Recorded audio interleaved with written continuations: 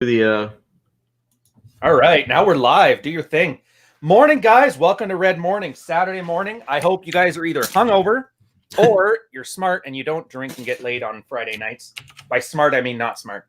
I really didn't plan this. I need to get a script for these starters.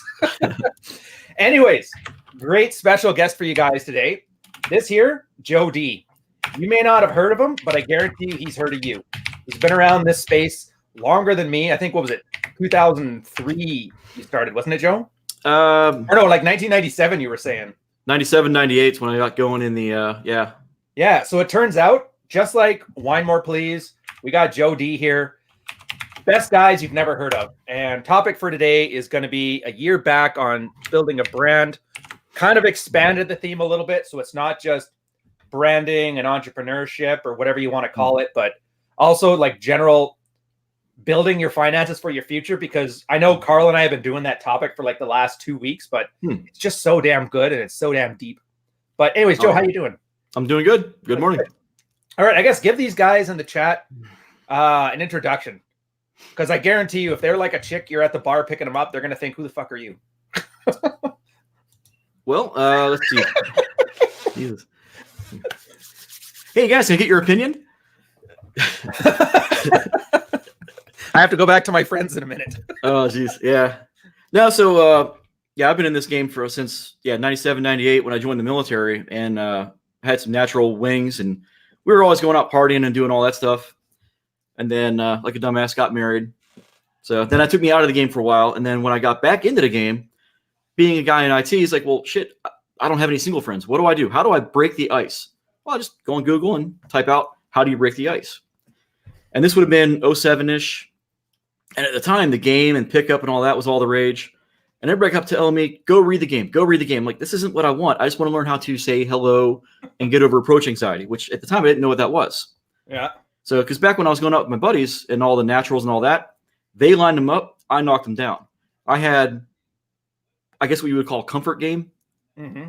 So I was really good at it. So he would do all the approach and he'd bring the girls over, or we'd go over to them.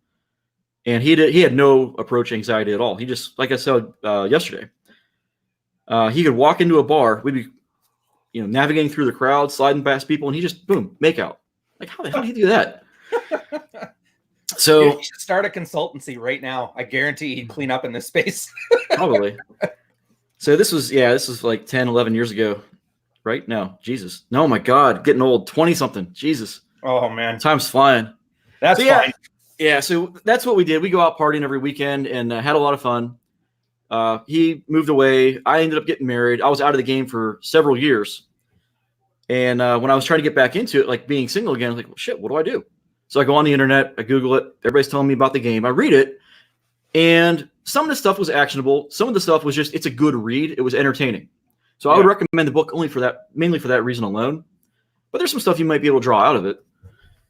And then I kind of fell into that community, just trying to like learn. And I did reasonably well. I learned really quickly, actually, and became proficient. And then right around 2009 is when I started mentoring in my local area. And a lot of it was just... You started your own lair. Sort of, yeah. Yeah, I guess don't call it that, because it is kind of fucking cringy. It is. But back then we didn't know what we were doing. It was just kind of like, whatever. So we had like the DC layer is what it was called, I think, online or something, or the attraction vault or something. I forget. None of the links are working. It was all, we were dumbasses just trying to find our footing and navigate in a world where we lacked good mentors to figure all this stuff out. Everything we learned is stuff that 40, 50 years ago, our dads or an older brother would have taught us anyways. Right. How to navigate dating and relationships, how to get over our approach anxiety, and just go talk to girls. And that's what it all came down to. Was I'd say 80 to 90% of like quote unquote pickup is bunk. You don't need it. These are guys looking for magic bullets that they're looking for the easy way. There is no easy way. You just got to put in the time, do the approaches, get over your own approach anxiety. I call it self-sabotage, but yeah. You got to give yourself permission to go out there and have fun. But when it comes to branding and all this is only actually relatively recent for me. I tried my hand doing a photography business and videography studio. Didn't really work out. Learned some lessons from that. And my My New Year's resolution for 2020 was to learn how to YouTube. But so I've got a collection of information, life advice, experience, this, that, and the other. And one of the focuses of my channel is, well, one, it's finance. Two, it's expressing my experiences, both good and bad, so people can learn from my experience and avoid some of the mistakes that I've made. And that's one of the things I've seen. A lot of guys don't do this is what I did that I screwed up with. Everybody always wants to be the coolest guy in the room all the time. Their bravado is annoying. Well, the problem I see also is on the other side of that, where guys will learn from others' mistakes, and then they never go out and try shit on their own. So they're also never going to replicate the successes. You got to put yourself out there and at least try and risk failure. Otherwise, you're never going to grow. Now, that being said, you can also say, well, this guy did this. That worked great. So maybe I'll try that. Or this guy did this and it was just a catastrophe. So I'll avoid that. That's the kind of it's the Bruce Lee approach. Adopt what is useful, reject what is useless, and then add what is uniquely your own. And that's kind of been my life story for all of this, from finance, talking to girls, all that shit. One thing that's been hilarious about the red pill space and the guys who moved on past pickup, the majority of guys were either military, lawyers, or doctors. I found the ones that succeeded. Well, obviously, the ones that succeeded, the ones that stick around, but. Because everything, I don't know what it is about those three occupations that they put you in the best position to get screwed over and the best position to have the guts to step up and learn from it. I don't know what else I can describe to it. I have a theory. Ooh, let's hear it. Guys in those occupations have to be self-starters and disciplined. Otherwise, they wouldn't be in those occupations. They've already got the mental fortitude to see it through. Interesting. I mean, I'll take that fluffing. I'm Navy, so any chance to call me a hard worker, I'll take it. Well, I'm in IT, so it's kind of the opposite.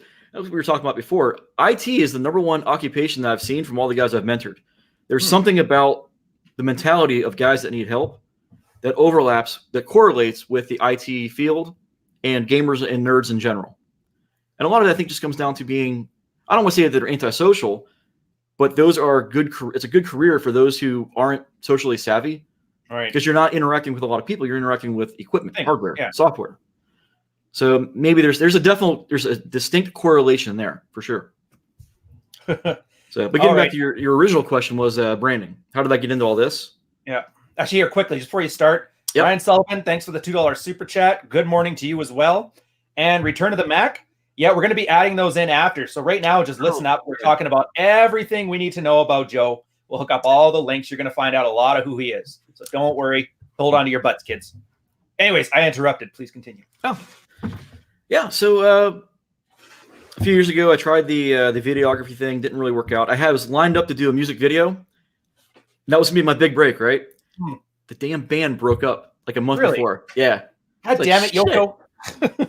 Yeah, it happens. So I'm just impressed there was a band. I haven't heard of a new band in forever. Everybody's one of the local ones now, like one-man shows. Yeah, no, it was a local band here in where I live. So. Oh, that's kind of cool. Well, yeah. See, a funny thing, I was thinking about you talking about that people willing to go out and do things. Yep. So my entire life, I thought it would be awesome to start a business. I think it'd be very cool. I like the idea of running your own thing. I like every time I'm in an organization, there's always a bunch of stuff that I'm like, why is this not getting fixed? And everybody just kind of gives you it is what it is. I know you've heard that saying before. It is what it is. And so the problem was I didn't know what to do.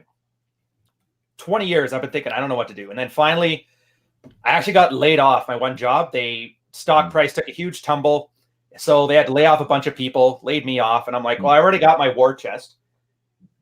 Why not start now? And it was literally that. Just, well, I got free time, free money, might as well do it. Sure. And the things that I learned just from starting, like you said, I want to be a YouTuber. I did the same thing. All I did was get on and start putting on videos, and they absolutely sucked. Every single one. I mean, they still suck, but they suck way less. And a lot of it, you're right, is just going in there and learning it the hard way. Because I had people giving me advice left, right, and center, and maybe 30% of it was applicable. Like little things I didn't know. For example, I didn't know in YouTube, the tags, when you put those in the videos, YouTube doesn't care. They care about the title. They care about the first 140 characters of the description bar. And then the rest is just the thumbnail and the click-through ratio. So if your thumbnail isn't the kind of one that at least 10% of people who see it will click on it, then your video just dies. Just a stillbirth. Yep. Well, one thing I also learned too, just actually going through the numbers like you were saying yesterday. So the click-through rate right now is somewhere around 5.5%. So I've got another guy redoing all my thumbnails because God knows they suck. I was doing this in MS Paint. I don't know Photoshop, and I talked about this in one of the videos where it's that the efficiency of time wasters. Right. It's more efficient for me to pay somebody $1 a thumbnail to go do it than for me to actually spend hours on end learning Photoshop. It's that return on investment. For me, it's just not worth it, in my opinion. For somebody else who's just starting out, who may not have free cash flow to throw at that, then something like that. Conversely, there's low-hanging fruit you can do that will save you money, and this is the Pinterest example. A friend of mine, his girlfriend at the time, she was like, "Oh man, I like this Pinterest thing. I can go out and make this myself." But by the time she goes to Michael's and buys the gear, puts in the time to learn how to use it, buys all the supplies, what she was going to originally, she could have bought on Etsy for like $50, is now cost her $130. It's like, so those little things like that are what you got to be mindful of. Time wasters. It's one thing to invest in yourself and learn a skill, but if it's a one-off, or if it's not going to have that huge return on investment, is it really worth it? So something to think about in that sense. Yeah, which is true. But yeah, it was funny. And then I guess you don't have an email list then, do you? No, I don't. So it's funny. That was one of the first suggestions I got that made sense. And it came right off the end of, I can't remember if it was Gavin McInnes or somebody had just got canceled. Or I think Alex Jones maybe. Remember that where they dropped his PayPal, dropped his Stripe, dropped everything? Yep. So somebody brought up the good point that for a lot of guys in this space, if your opinion is a little bit too outside of the norm and it has a potential to cause some pushback, they'll just get rid of you on any social media platform. Right. But you can't really ban SMTP or the simple mail transfer protocol. Yep. Do I still remember it? There we go. Yeah. So an email list is great. And at the same time, what a lot of people use those for is like a new age Sears catalog. You're old enough to remember those. Oh, yeah. Yeah. And so it seemed like neat. And this is something else that I learned. And here are some tips for you guys in the audience about branding. I thought, it'd be great. I want to do this stuff. But the problem is writing, 1,000 words every day, putting it into an email, formatting it properly takes time. And I'm like, well, I'm not just going to do these and then throw them away. And I learned it from an author, Venkatesh Rao. You guys know I talk about him all the time. He did Be Slightly Evil, The Gervais Principle, Tempo. Huge fan of his work. What he did is he wrote his book with his email list. He would send one out every day, like 500 words. And then at the end of it, he took like 3 months, did all the editing, cleaned it up, and then released it as a book. And I thought, that is amazing. That was like, I used to go see Bill Burr every time he came down to Montreal when I lived there. And I'd watch his thing. And then 3-4 months later, his special would come out. And it's the coolest experience because I'd like, oh, he changed that joke. Oh, he changed that joke. And it's neat to see the process. Or like literally watching infield reports. I don't know if you remember those. Oh, yeah. But yeah, so that was one of the neatest things I learned. And then the beauty of it is as people start to like your writing, because it's an entertainment thing or infotainment, however you want to work it. In there, if there's a product that you like or something that you like doing, you add that as like a sales pitch at the end. Hey, if you like this, consider this. And that's where I first learned tactical soap. I don't know if you've ever heard of this. It's actually kind of a neat little product. It's soap, and they bill it as it has pheromones in there to make you alpha masculine, whatever.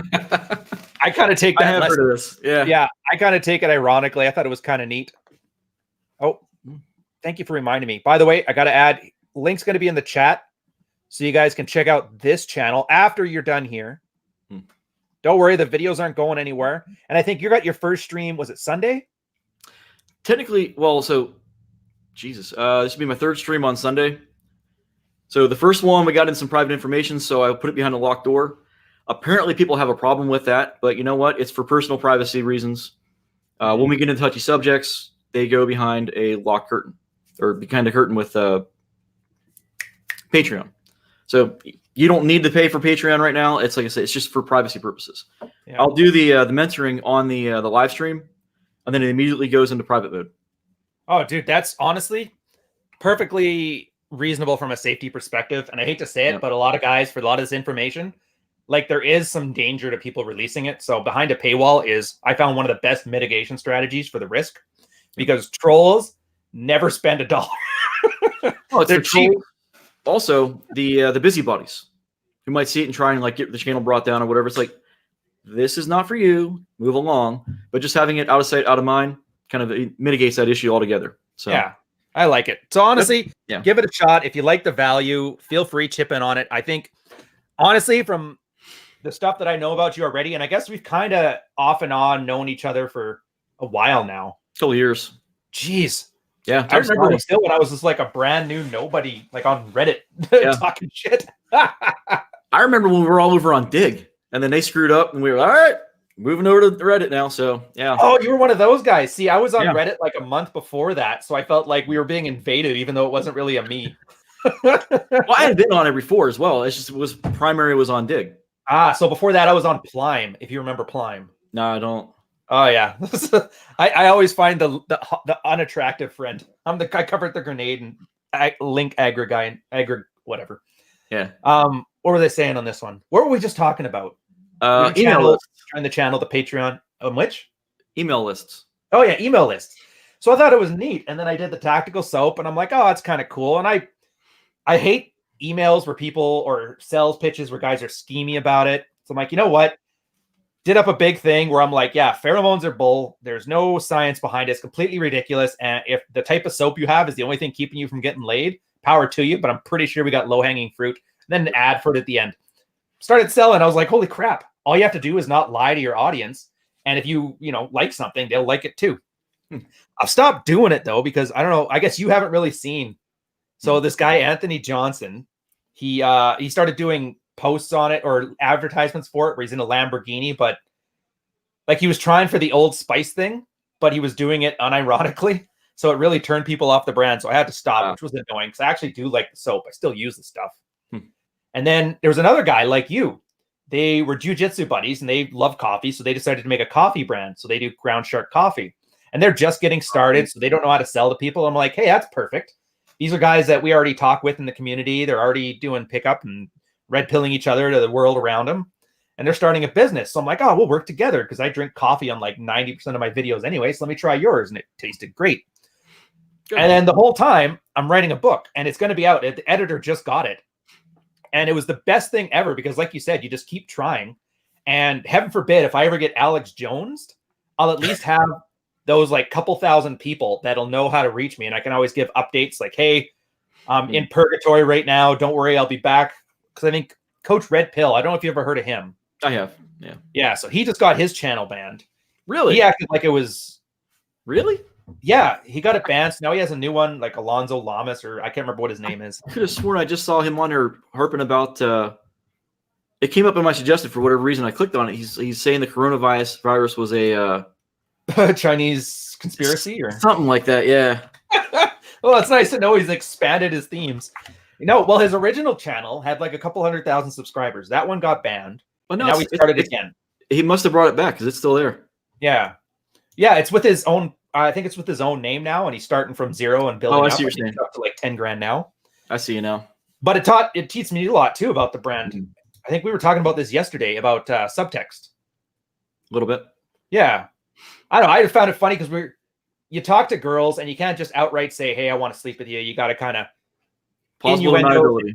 Yeah, plausible deniability, that kind of stuff. And I thought, what an amazing lesson for the channel too, and a lesson for people watching it, like the meta. Because he had like women or whores as his thumbnails and that. And of course he got banned. They don't want to see that shit.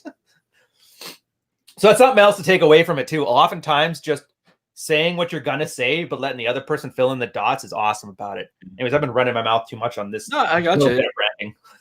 It makes sense.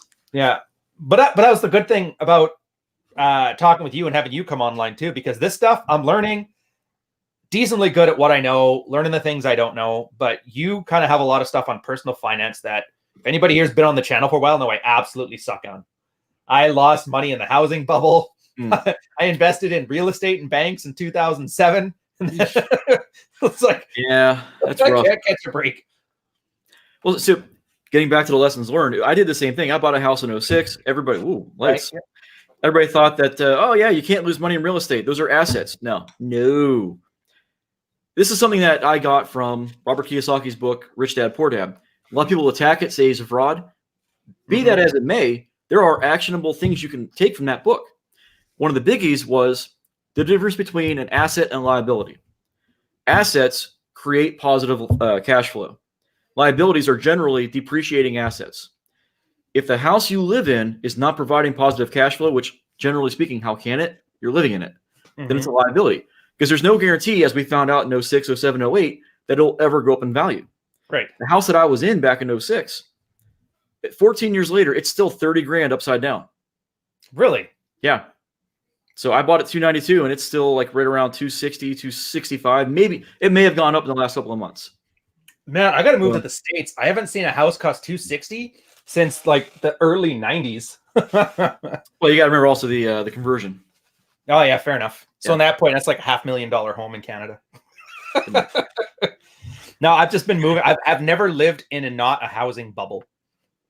Toronto's one right now. It's so expensive. They actually had a reporter on CBC, our news center, talking about on the news report how she's a journalist that can't afford rent.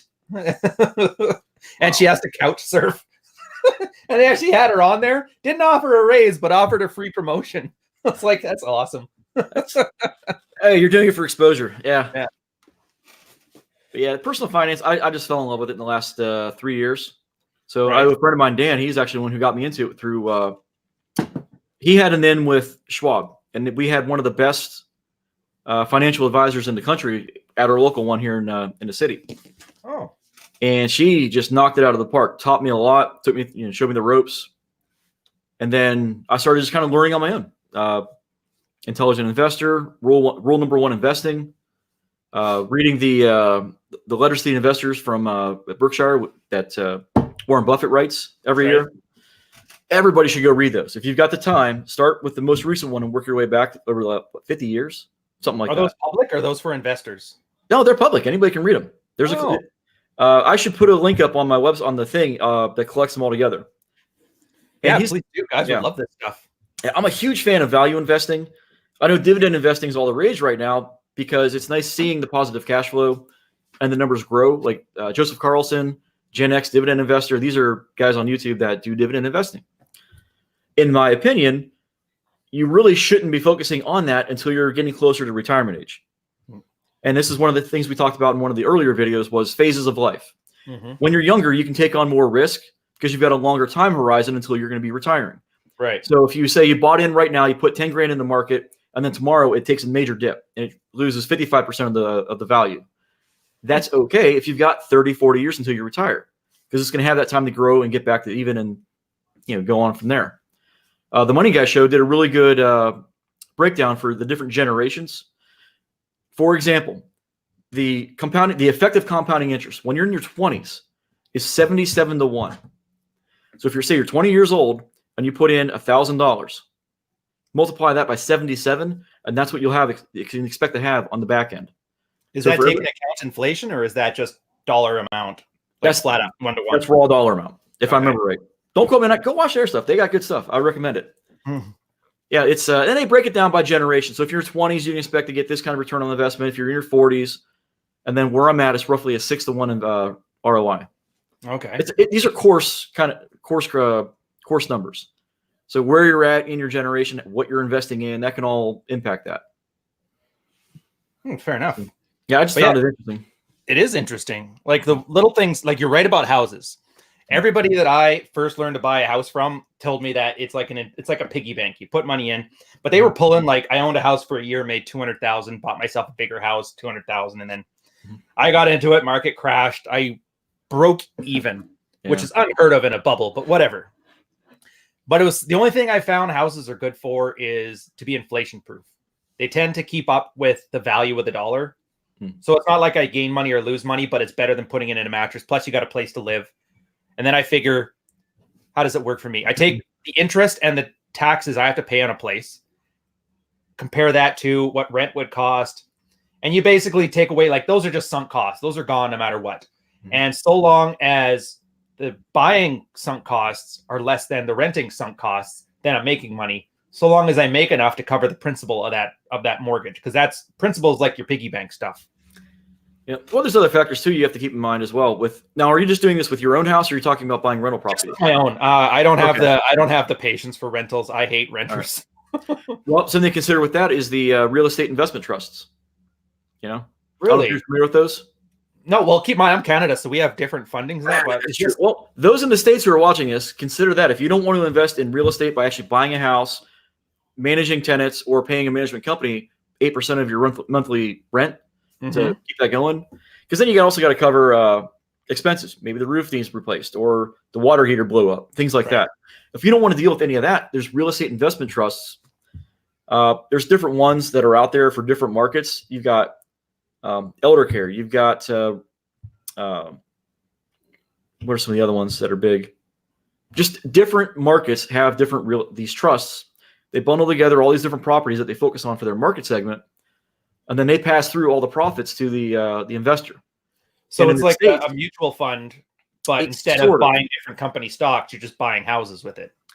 They're buying they do all the real estate investments. All of their income gets passed through to the investors. Interesting. It's the way they do the taxes. So I think they've got to get over 90% of the profits have to go to the investors. Right. The gotcha though is that they're non-qualified dividends. So you're paying whatever you get in dividends from those the REITs go right towards your taxable income for the year. The problem with unqualified dividends is that they tend to be taxed at the highest tax rate that you fall into. Oh, so it's treated just like any other income. Yeah, it raises your total income for the year, unqualified dividends, and short-term capital gains. So that's the gotcha with taxes. That's one of my biggest fears with a lot of these folks getting into M1 Finance, Robinhood, all these new retail investors who aren't aware of these tax hits. So especially in the last year or two, what ends up happening is if they're trading in and out of stocks, they're not holding them the requisite amount of time. They're going to be paying taxes through the nose for this stuff. So and you can use we have RRSPs. You guys have what's your tax deferred stuff? Roth, IRA, 401k. Oh yeah, 401k. So there's two. You've got the 401k is there's two different types of IRAs and 401ks. Right. There's traditional, which lowers your taxable income for the year by however much you put into it up to the max. Yeah, but when you take it out, it's taxed. It's taxed. So let me give you an example. So Roths are the opposite. With a Roth, you pay taxes on it in the here and now, but when you pull the money out later, that money and all of the growth is tax-free. So we have those too. Those are called TFSAs or tax-free savings accounts. There you go. So, and this is what gets me. Every single American, I don't know about Canada, but in America, every single American can become a millionaire. All it takes is $100 a month, the average market rate of return in about 40 years. That's all it takes. Fair enough. You do the math on it. Now, granted, you also got to be mindful of the impact of inflation. $1 million today isn't what it was when I was a kid. That was a lot of money. Now, if you're drawing 4% interest, it's only $40,000 a year. Yeah, that's barely middle class now. Well, what's inflation for the States? Here, it's somewhere between 2 and 3%. It's about 2 to 2.2%. All right. So same thing. Yeah. So every dollar today is worth 2% less next year, and et cetera, et cetera. Yeah, something else people should keep in mind. Yep. The purchasing power goes down about 2% every year, compounding. This is why in the 50s, a movie theater ticket would have cost 78 cents. Now it's like $15. That's all that. Yeah. So imagine popcorn used to cost a nickel. Yeah. So scale that out over the next 40 years. If you're 20 and you're going to be trying to retire at 60 or 59 and a half, plan out 2% a year compounding. What's that going to look like for your middle-class lifestyle? So if you're making $50,000 now, do the math. You can estimate where it'll be. So that's how much. Yeah, that's how much you would have to make to maintain your lifestyle. The stuff is fascinating to me because I'm bad at it. Well, not bad, but like I understand the stuff. But the problem is, like in practice, never works out well for me. The investment strategy that's worked the best for me is treating me like investing in myself, getting certifications so I can command more in a salary. Yep. Starting the business thing. The one thing I found that's nice is my second university degree was $24,000 because Canada, go figure, of which the military paid it back in a program called an ILP. And then from there, I got all the tax because I have to pay for it and then they recoup it afterwards. Right. Then what happens is because I spent $24,000 in school, there's a bunch of like tax write-offs that you can do for this, that, and the other thing. So on top of the $24,000 I get back, I get the tax savings on that stuff. And then as soon as I left the military, that allowed me to move into a different job market. It upped my salary like 25% the first year, 35% the second year. Yeah. So for me, I looked at that initial 24 grand investment returned like 3 times as much, which is an ROI I've never seen in the stock market. But the thing that's nice about investing the way you're talking about, if I understand it right, so correct me if I'm wrong, like this only works so far and it works at the lower end. Like I can't automatically get another certification and bump 50 grand into a salary forever. It ceilings off pretty quickly. But then once I'm at that point, being able to take this money to what may only be, I don't know, what's a good return of investment for a lot of the stock stuff? 6% now? Is 10% still that old 2007 dream? No, 10% is about average, but when you factor in inflation, it's like more like 7 to 8. All right. So yeah, that's 7 to 8%. That's something I could have matched early on, but later on, it's like it's either there or nothing. Right. Boy, I messed up that description. What was the question? Yeah. No, I see what you're saying, though. Yeah, it's investing in yourself is good upfront early on, but you get the return on investment reduces the more you do it. Yeah. So in my case, like, well put. Let me give you a quick example. So I'm in IT. I've been doing this for about 23 years now. I just finished my degree, and there's really no point in me getting a master's because I've already got 23 years of experience. Right. The next pay band is right around the 25-year mark. Well, by the time I would finish the degree, which would count towards 2 years of experience, I'll already have my 25 years. Does that make sense? Yeah, no, it's a perfect opportunity cost. Yeah. What's the cost and the benefit if you do it as opposed to not doing it? You just did cost benefit analysis and it worked out. Now, if I do the degree, it's going to be because I want the training, the self-enrichment. Right. Yeah. Yeah. All right. So I am curious now. This I love this username. This guy's part of my private community and always makes me laugh. Do you believe the inflation figures? I have a bridge in London to sell. First off, it's the Brooklyn Bridge, I thought. It's secondly, just a bridge to sell. Yeah. Yeah. I don't know if that's an American thing. So Bank of Canada, we actually have a neat thing. So we have central banks, same as you guys. But for us, the Bank of Canada is a private company. They call them Crown Corps. Mm-hmm. And that the Treasury Minister is the sole stockholder, which I think is kind of a neat organization. So the government doesn't own the company, but the government's the only stockholder in there. So they're always the ones that reap the profits, the dividends, whatever. In the States, I don't know if it works like that, does it, with your guys' central bank? It's very similar. So the Federal Reserve is no more federal than Federal Express. It's not. It's a private bank conglomerate for the most part that the U.S. will appoint people to the board. That's it. So whenever so the U.S. government's just the board of like we have imagine I forget the guy's name. He's we appoint their leader of the Fed. He's the one who makes monetary policy for the most part. But whenever the Federal Reserve prints U.S. dollars for the U.S., we have to pay interest back on the dollars that they print for us. We're not printing our own money. A private bank is who loans it to us for an interest rate. A lot of people don't know that. So that interest rate, then, there's obviously a profit in there. Who gets that? That's the private banks that we're borrowing this money from. So what, just the profit just sits in the bank, or are there stakeholders or stockholders? Obviously, you got to pay the salaries of the people who work there, but it's the private banks that take that money, that interest. Oh. So this is the problem with inflation. When they print more, there's no didn't expect to get into monetary policy. I'm not really that much an expert on this. All right, we'll get in and out quick. it's just really it's scary when you think about it, because there could become a time where we borrow so much money from this bank where we're spending all these billions of dollars every year on interest. When if the U.S. was making its own money, that wouldn't be a factor. We'd be saving billions of dollars a year if we were a hard currency again, for example. Could have been gold, it could be whatever. Or we just said, screw the Fed, we're going to print our own money. The whole reason that they did that was back in from the Great Depression. The idea was that we need somebody that can manage monetary policy that can prevent this from ever happening again. And it didn't work. Buckling to public pressure kind of thing. Well, we still had all these crashes over the years, over the decades. So obviously it didn't work. So that's one of the things with the government is once they try something, even if it fails, they're just going to keep doing it over and over again. So they tried to do it the Federal Reserve way to prevent other major stock market crashes. It failed. So my question is, why are we still doing it again? Fair enough. I don't get it. See, that's funny because that totally influences Canadian monetary policy. It's a global thing. Yeah. Yeah, for us, our policies are literally designed for if the States goes into recession, how do we protect ourselves? Yep. Like perfect example, the housing market, 2008. We actually have a few laws on the books that pretty much saved us from that. First one is when you have to foreclose on a house, you can't just fire sale it. You actually have to charge it. You have to sell it at what the market rate is. So that way, if you just sell one house for $1, it doesn't drop the entire community. Oh. So it keeps things from snowballing, which was neat. It sucks for the banks, but they're like, you know what? You guys make billions. You'll be fine. They complained about it constantly until 2008. Then they were very happy for it.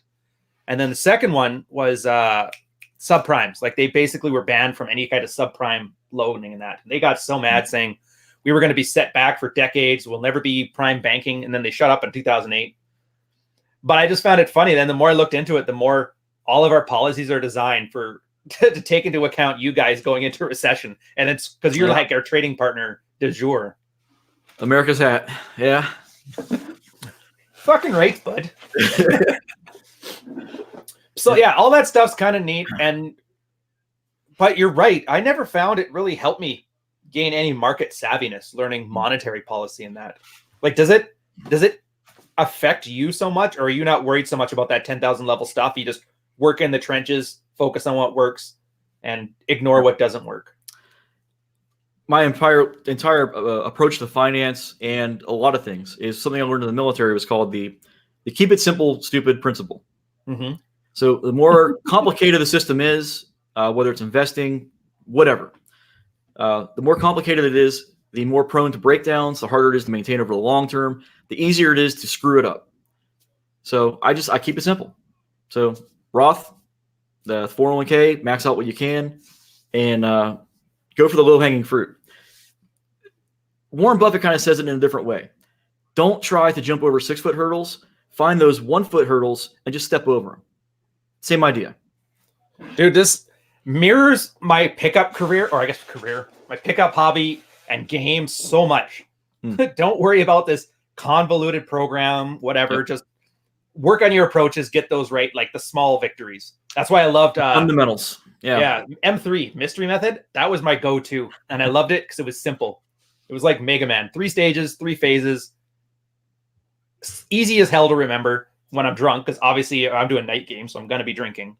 It was the greatest thing ever. And like you said, I didn't need half of it, but just by having a system in place, it gave me the confidence just to go and try things.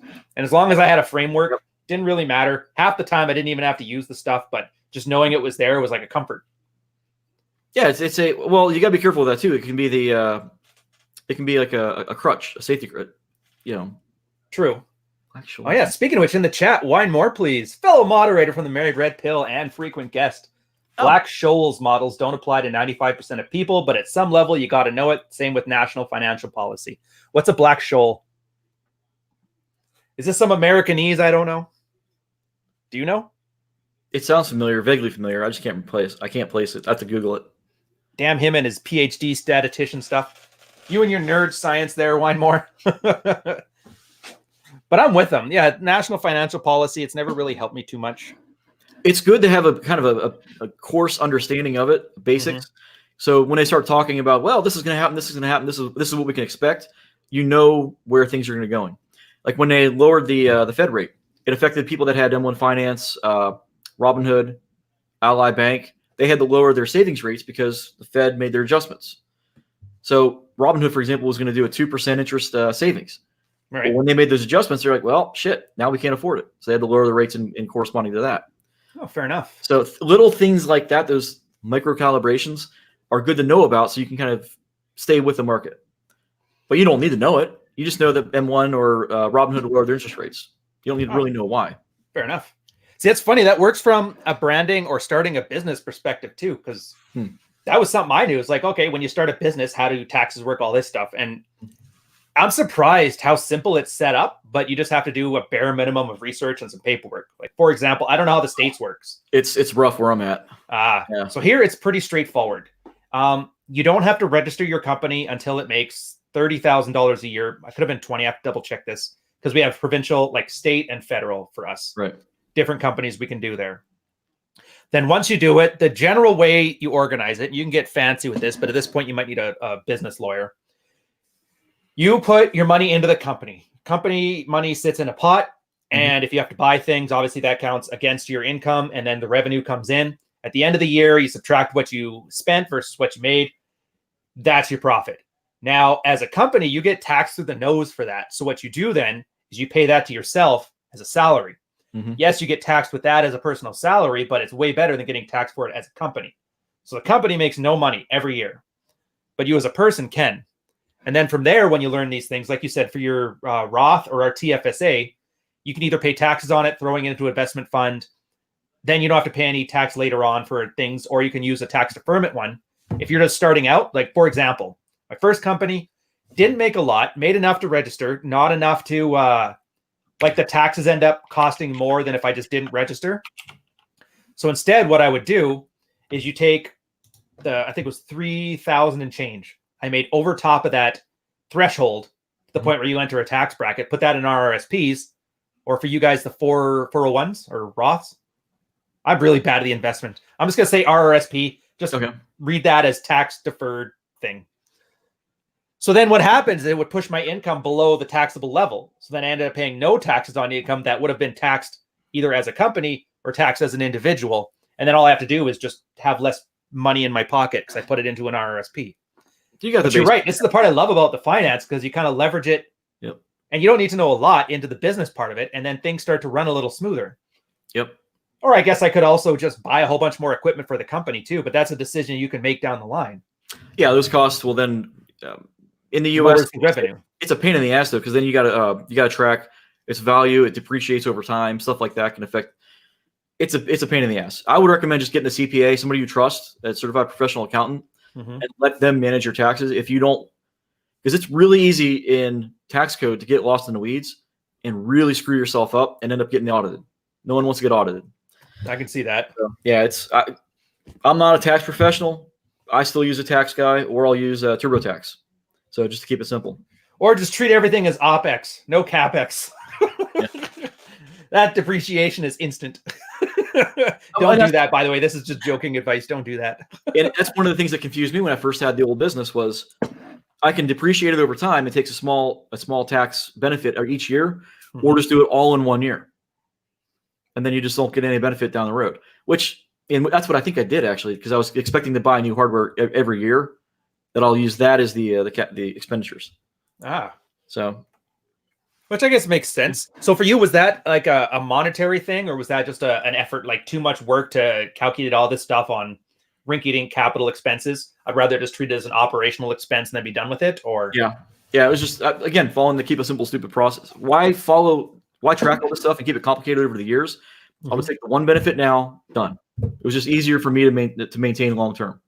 Well, that's what I was thinking. Because for my equipment, I mean, I got $1,000 laptop, $2,500 camera, maybe $1,000 altogether in everything else. Just can't remember that number exactly, just ballparking it.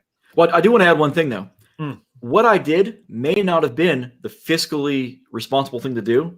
You got to run the numbers and see what works for you as an individual.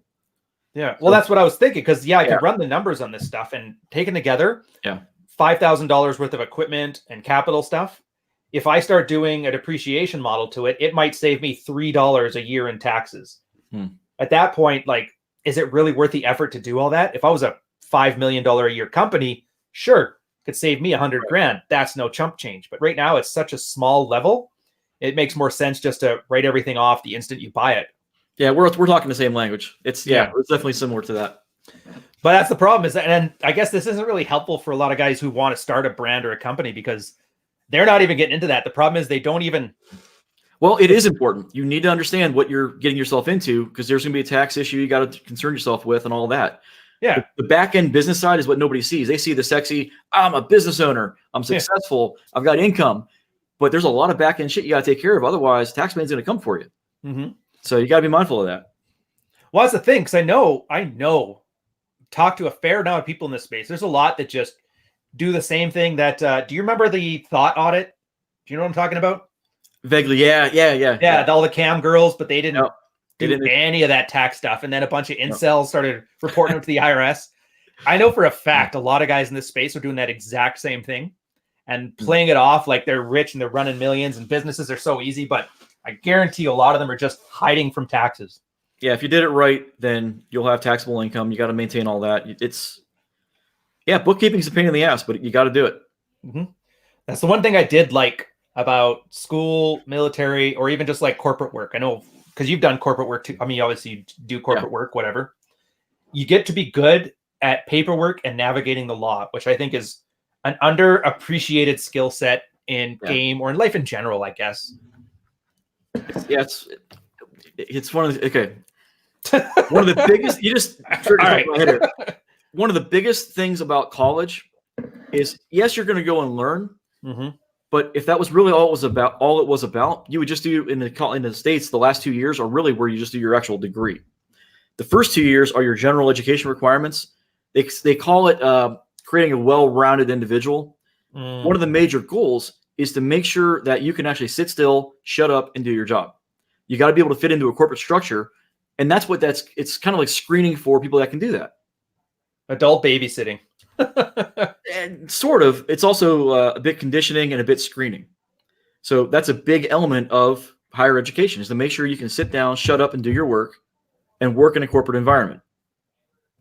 That's one of the major aspects that no one really seems to talk about with higher education.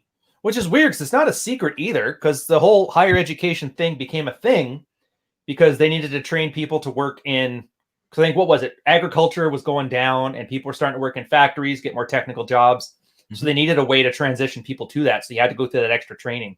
That's why you got your trades programs, your co-op program, and then higher education for the office jobs that were becoming a thing. So it's not like it's a secret. It was originally a jobs training funnel. Well, I think that's part why people look down on skilled trades, which is, there's nothing wrong with that at all. You've got the jackasses who are paying six figures for a degree in fine arts or whatever, and then they're making $15 an hour. It's great. I really appreciate. I'm just joking. My first degree was graphic design. I drew the pirate, not the turtle. My point is that you've got people that are getting these worthless degrees. This is something that Aaron Clary talks about. Right. They spend all this money and they get into all this student loan debt, but they're getting degrees that don't have a meaningful ROI, and they wind up working at Starbucks making latte art. Don't be like that. Get a degree that's got a positive return on investment. I forget where I was going with this, but anyways, yeah. No, that was where you're going with it. It's good. Funny thing too. So we've been looking into this. Oh, skilled trades. That's what it was. Oh yeah, skilled trades. Yeah. Yeah. So a lot of girls will see a plumber earning $100,000 a year and not think anything of it, but they see a lawyer making 40 grand a year with 100 grand of debt, and they actually treat that as a status thing. So I argue a lot of these degree monkeys are doing it for poon. I would say almost everything we do is for that. Oh, guaranteed. It's the underpinning. Getting girls is the underpinnings of civilization. I forget why we're not in mud huts right now. Well, I forget who it was that said it. They said if women as a whole said walking on your hands is the most attractive thing you can do right now, I guarantee you tomorrow, everything you would see would be guys walking on their hands. There'd be walking on your hand competitions. There'd be a national league of walking on your hands. That would be hilarious. Actually, I'd be hot. I'd be walking on my hands. I'm not going to lie. So it just kind of, the point was that it shows that where our motivations are. So if we weren't attracted to women, we wouldn't have kids, civilization wouldn't exist, blah, blah, blah. Yeah. So they got to pick a peacock with the best feathers. And in that case, it's walking on your hands. Dude, it's what drives me nuts the most about. So in this space, there's a huge resurgence of like the secular tradcon fundamentalist. But don't even get me started with that train wreck. But he's not the only one. There are these guys, and then there's the MGTOW guys, which are not men going their own way, but men who are told to go their own way. Go away. The ones that basically aren't MGTOW by choice, they're MGTOW by happenstance. And they both have this same message that, like, don't do anything for women. Sex is bad. And I think they're completely missing the point you just made, where like women are a biological incentive for us to do things. You got to just accept that. Obviously, don't chase it to the exclusion of anything else. But if you decide to not pursue that, you're leaving a huge amount of your biological motivation on the table, I find. I find that interesting, yeah. Yeah, like just being attractive. And it's something I think we all learned from like our pickup days. yeah, this stuff worked when you did an approach or you picked up some girl from the bar. And then you notice when you went for your first job interview, it worked there. And then you notice when you're trying to push through your project through the PM, it worked there. Yep. And you're like, oh, I get it. So game is not just about sleeping with girls. Game is about sleeping with life. That sounded way too stupidly wise. I get what you're saying. I would just say it's more being socially savvy is cross-cultural. It applies to everything in life. Guaranteed. Yeah. Social, dude, one example right here. I went to Macy's and I was getting a suit sized up, which I would not recommend Macy's for suits, but that's another here nor there. And just bullshitting with the woman, just talking about the weather. How's your day been? Blah, blah, blah, while they're doing things. She's like, oh, you were so nice. Here's 20% off. Nice. Just from BSing with her and making small talk. And little things like that happen all the time. All you got to do is just be social and don't do it to get the deals. Do it because being social is what it's all about. Yeah. It's a good skill. It benefits. Yeah. You could be altruistic and say, you know what? It brightens other people's day when you be interesting to them.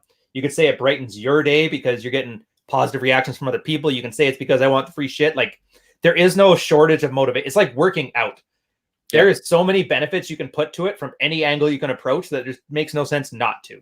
Doing it is its own reward, so to speak. Yeah. Actually, I like the way you put it better. But yeah, same thing. I actually got free haircuts 5 years when I lived in Victoria when I was in the military from a girl, a plate I actually tried to pick up. And she invited me to a birthday party when she was drunk, and it ended up crashing and burning, whatever. I actually showed up to her birthday party, and then she's like, who the hell are you? So I had to open her all over again. And then right after that point, we ended up being fast friends. Turns out she's like a professional hairdresser, does the conventions, like supermodel stuff. And then she's like, yeah, I'll give you a cut. So I'm getting like military style cuts with this like fancy ass hairdresser. 4 years. Met so many girls through her. She met so many of my guys through me. And she had tons of tattoos. So the sailors loved her. But it was like, yeah, I actually made really good friends just from doing pickup. Yeah, I got some too. Yeah. It's funny how the whole transition from it's just the whole thing. It really is amazing to me how it all kind of it unfolds. Dude, it makes me laugh. Yeah. Oh yeah, I have a saying on this. I always talk about women had 3 generations to teach men how to be men. Now that they made divorce thing, and you know the whole MRI lines, divorce, rape, Karen's taking the kids. I'm like, you guys had 3 generations to make men out of this, and you failed. And it took a bunch of pickup artists wearing feather boas and aviator goggles to pick up the slack and do it. So we got it from here. Yeah, it comes down to, this is like what I was talking about before. Mentorship is what it's all about. That's my focus on this. And over the last 11 years, through doing all this, no less than 6 dudes have reached out to me privately. It's like, you saved my life. I was going to just end it, blah, blah, blah. It's like, holy shit. It doesn't get the first one of those you get, man, freaks you out. It did. And I didn't know what to do. So it was like, thanks. That's my internal monologue, but I didn't know how to react to it. But it's super serious. And I would not take that lightly. So, when I was in the military, I was an NCO for about 11 years. And I learned a lot through that and mentoring and being the sheepdog of your troops, keeping them out of trouble and stuff like that. So I've taken those lessons and I've applied it to life and doing the mentoring I've done over the last, about 11 years now. Damn. Dude, that actually reminds me. It's my favorite, most rewarding military experience in my life. I was training at Fleet School. I was one of the instructors. I was a senior NCM. I don't know what you guys' equivalent would that be. For overseas, it's master seaman. And I had the students. Obviously, they did a lot of screw-ups. You do all the theater stuff. Like, I know the first thing they told me is, first day of class, wait till somebody screws up anything, take them outside the room, just within earshot, and chew them out so everybody can hear it, and then go back in, don't say another word, and then the class will behave for the rest of the thing. Awesome trick. But the students, I was always fair with them. I was always super hard. I held them to the best standard. I covered for them when they were trying their best, and I handled it privately. If it's something that they screwed up that I needed to deal with, I took the blame for it. But at the same time, I expected the best from them. I had such a loyal student base that my boss came in to teach for me one day when I was sick. And he started slagging me in front of him. Oh, this guy's an idiot. I can't believe how disorganized he is. My students kicked him out of the class and one threatened to beat the shit out of him. I got called while I was throwing up. Like, yeah, you got to come back in. Damn. Like, and they're like, and my senior instructor's like, don't ever get sick again. They just threatened to beat the crap out of Marty. I just started laughing. I walk in there and I'm just pale and the guy's just looking. And the one guy is just, I could tell who it was. He's just like, I don't know how you put up with that guy. We're going to buy you a beer after course. Dude. But I've never been so proud in my life that I had a bunch of students willing to risk insubordination just to defend somebody talking smack about me. Huh. No, it's good. I mean, that's interesting. Yeah, it was. It's just one of those stories, and it's kind of funny. It's same as you. First time I got one of those, thank you, you saved my marriage, or you saved my life, like any of those kind of stories. And I remember that moment, and it kind of makes me tear up a little bit. I don't do it in public because it's guys don't cry. Yeah. But it's one of those things that really does make more of a reward for this. And I'm glad I took the pay cut from the corporate life to be here. And we'll see. Like I said, you're already getting it, so but it's only going to get bigger and better as your channel gets bigger and as your business grows and that. So hopefully you're in for a fun ride, man. Well, I made a vow way back when I started all this. I will never, ever charge for coaching. People that do, that's fine. But for me, I know what it was like to be frustrated and not having a mentor. And that frustration is something I'll never forget. So for me, that's why I do this. Is I'm trying to help others who were in the same spot I was in way back when. So how do you vet for time wasters then? Oh my God. Because that's why I charge. Honestly, at first it was like $100, do what you do and we'll got you. Nobody did anything. People didn't send any field reports in. Like we never talked or anything. And I found once I raised the prices to a certain point, people actually started putting work in because they were invested. So I wouldn't even know how to do a free one. So, and it's a valid point. So when I was doing these classes back down in College Park, so the problem I had was time wasters. You got these guys, they were tourists in the classes. They weren't really there to learn. They were just curious, or they thought maybe they'd get something out of it. They weren't doing the work. So eventually what I ended up doing was $20 a head, and then just they get it back if they show up. Oh. So, and suddenly interest drop, like you said, you screen for the ones that are serious. So, and that worked for a little while. And then I started doing meetups, and we would do something similar to that with just a $2 buy-in. If they don't show up, then you keep the money. So they got skin in the game. That's the main thing. People don't value what they don't have to work for. Yeah. That's a life lesson right there. So I think it was Adam Lyons. He was talking about maybe, I don't, whoever it was that said it, take your credit. That if you give somebody a car and they just get the car for free, they won it in an auction or they won it in a contest. Right. But it's the same car that they've been saving up for. They just bought they saved up for 5 years. They bought their dream car. A week later, they win that same car in a contest. Which one of those two cars are they going to value more? Oh, the one they're invested in, obviously. Exactly. And that's a life lesson to take away right there. So taking that, applying it to the course structure is how I did it back when I was doing the mentoring locally. So yeah, if I monetize any of this, it's going to be through just the regular YouTube channel thing that they do. Yeah, fair enough. Yeah. Well, I wish you luck, good sir. I give appreciate it 6 months till people finally like piss you off with some of the crap they pull. But I hope I'm wrong, and I hope you actually do pull it through because that is awesome. Well, I've already seen kinder than me at it. I've already seen some of that behind the scenes over on the one website. The TRP Red. Oh, TRP.red, yeah. Yeah, man, they crab bucket mentality hard. Yeah, I'm not a fan of that part of it. It sucks too because I wanted to have my private community there from Patreon, but yeah, I was trying to get the word out, spread the word for the channel. It's like, dude, if you guys need financial help, from an introductory standpoint to the stock market, how to get going on investing, hey, this is the pitch for the channel. If you want to learn how to do basic investing advice, if you want to learn how to get started in the stock market, if you need feedback on entrepreneurship, ideas you've got, then stop by. I have the live streams on Sundays. Mondays and Thursdays are finance-based. Sundays are open forum. Talk about whatever you want to talk about. That's awesome. So do the feedback. If you've got experiences from Friday and Saturday night you need feedback on, hit me up. Dude, at the very least, if you're out picking up Friday, Saturday night, Sunday is the best time ever just to sit back and like focus on your future because you've got 100% focus because you're nursing that hangover. At least I was back in the day. Sitting there in a bathrobe reading schoolwork. I personally, I don't like going out drinking too hard. I 2-drink limit. For one, I like money, so I'm gonna try and keep as much of it as I can. Mm-hmm. And then also, being uncalibrated is not necessarily a good thing. So it can get you into trouble as well with drama. So that is true. Yeah. Honestly, for me, it was my switch was just because I was tired of getting sick off of cheap booze. So I just started drinking expensive booze. And then, like you said with your car analogy, I buy an expensive whiskey. I would just sip it and enjoy it. If I was just getting Jack or whatever, I would chug that thing back with Coke and didn't really care, not realizing that I was going to pay for it the next day. Except for foreign ports, I go pretty hard on those. There's another alternative too. Get the tumbler like you're getting a regular drink. Get some Sprite. Done. No one's the wiser. Put a little lime on it like it's a rum or something like that. Ooh, somebody's been to a few corporate Christmas parties. So you fit in. You look like you're socializing, but no one's the wiser. Yeah.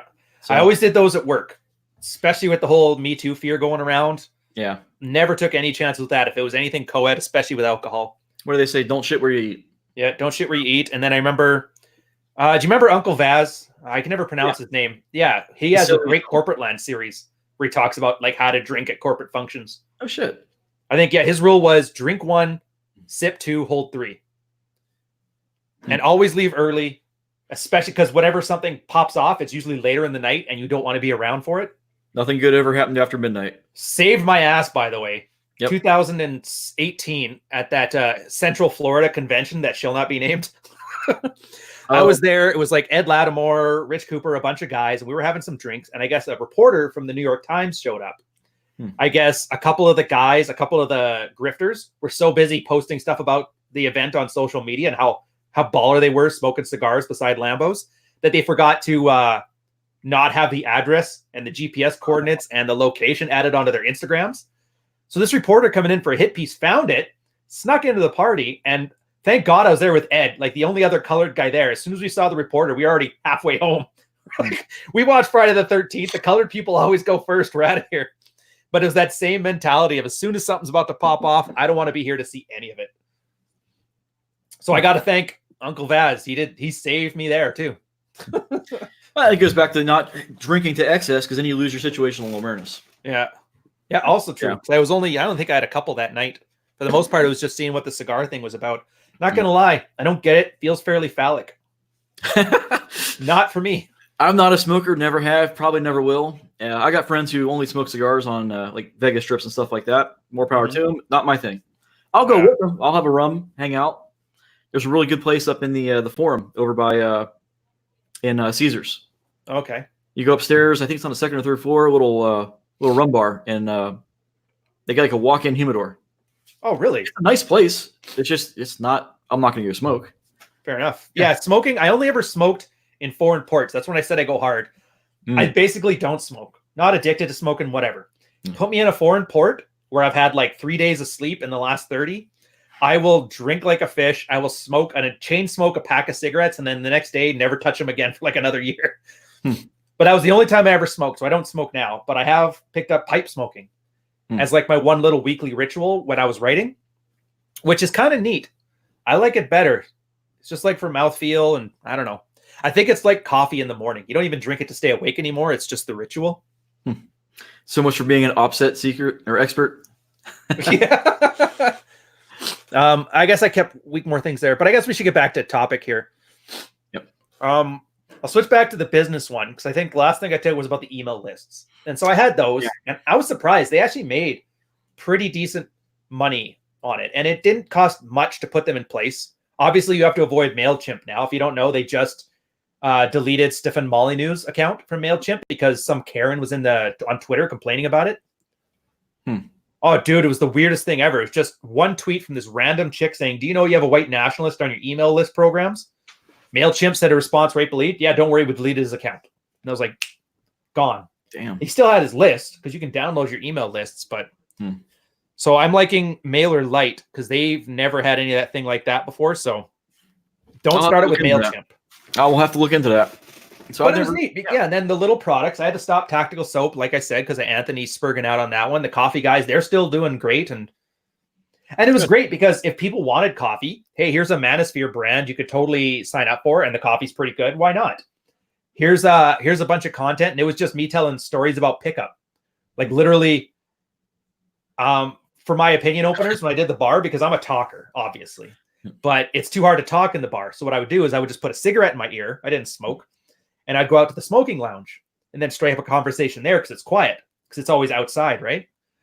And then I would always just, so busy in conversation, I forgot to smoke. Or if somebody needed to borrow a smoke, they had a reason to tap me on the shoulder. It's like, hey, can I bum a dart off of you? Or whatever you guys in America say. Darts or cigarettes. Okay. But it was the equivalent of wearing aviator goggles or a feather boa. It was just something that you had that other people could open a conversation with you if they wanted to.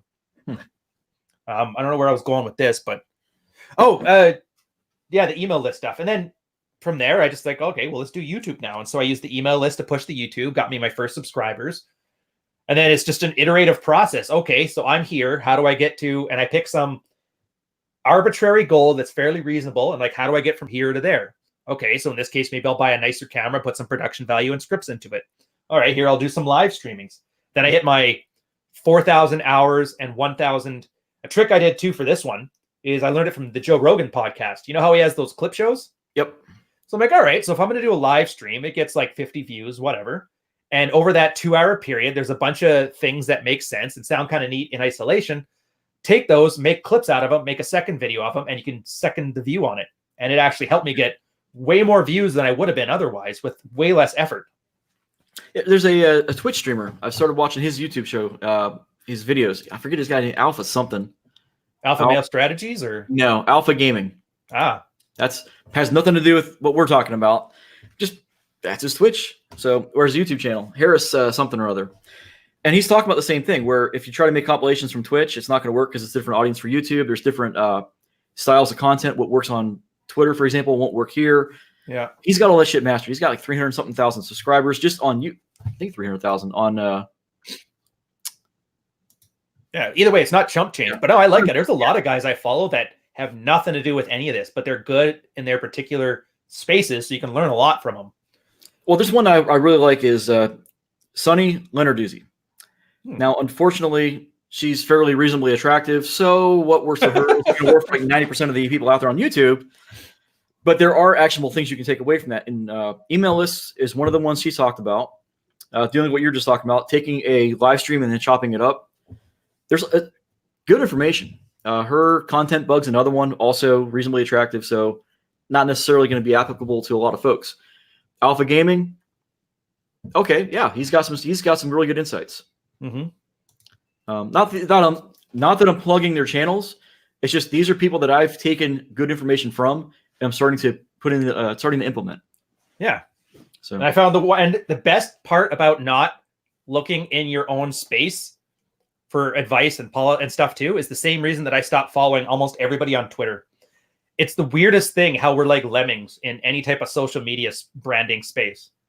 Yeah. Twitter was horrible for this. I don't even use it now. Pat Stedman. He's like a wannabe dating coach. It's hard to explain, but he actually did a thing about he got an enema. And he's like, I got an enema. Ask me everything. Why would you broadcast that? Long story. Long story. He's basically I can't even get into it. It's as laughable as you think. When you see the guy, it'll make sense. He always talks about he's more in shape than Rollo and stuff. He's never lifted in his life. Finally did a deadlift, something. But here's the problem then. Somebody will say something outlandish like that. Or AJ Cortez, another guy, talked about this Jezebel article about how suntanning your asshole is a good thing. He's like, oh yeah, this must be healthy. But then that's the problem. He says something so outlandish that all of a sudden it trickles down. And then, Donovan and Rollo and me and everybody's talking about that. And then, so you what essentially have is idiots saying outlandish stuff that drive everybody's content in that direction. And the one thing that was nice, like you were saying about following Alpha Gaming or the Suzanne, whatever the chick's name was. Sunny Lenarduzzi. Yeah, Sunny Lenarduzzi, is that if you're in a space with people talking financial investing, you guys aren't following the leader with your content. You have your own path, you have your own content, and you're not influenced so much by maybe there's somebody talking about Bitcoin. I'm not a fan of Bitcoin. I know some people are, whatever. But you know what I mean? Like where you're like, no, I'm not going to follow that, but he's where all the views are going. And so it's in your head. Bitcoin is, it's a lot like Tesla. It's pure speculation. Mm-hmm. Unlike Tesla, cards. So this is one of the concepts I came up with on a while back. It's actually what got me 60% last year on in the stock market. Mm-hmm. So are you familiar with Ray Dalio? Yes. So he came up with the concept of uncorrelated diversification. And what it is when you have when you hear it, it's like, holy shit, this is like common sense. Why doesn't everybody do this? Because they don't happen to the real life. Yeah. Well, when you have multiple stocks, they should be in different market segments. This way, if any one industry takes a shit, it's not taking your entire portfolio with it. Mm-hmm. common sense, right? Right. So why isn't everybody doing that? They just buy 50, 60 stocks. They're basically the stock market at this point. So, but it's all financial companies, and so if finance goes down, they go down, or I guess even be something peripheral to that would be housing and construction or something, I guess. But I see what you're saying, right? Yeah. If you want to diversify, there's a right way to do it and a wrong way to do it. Uncorrelated diversification, per his strategy, is really probably the best way to do it, because it protects you from any one industry just tanking your entire portfolio. And then what I ended up doing was with what I called it integrally uncorrelated diversification. Same concept, standing on the shoulders of giants like him.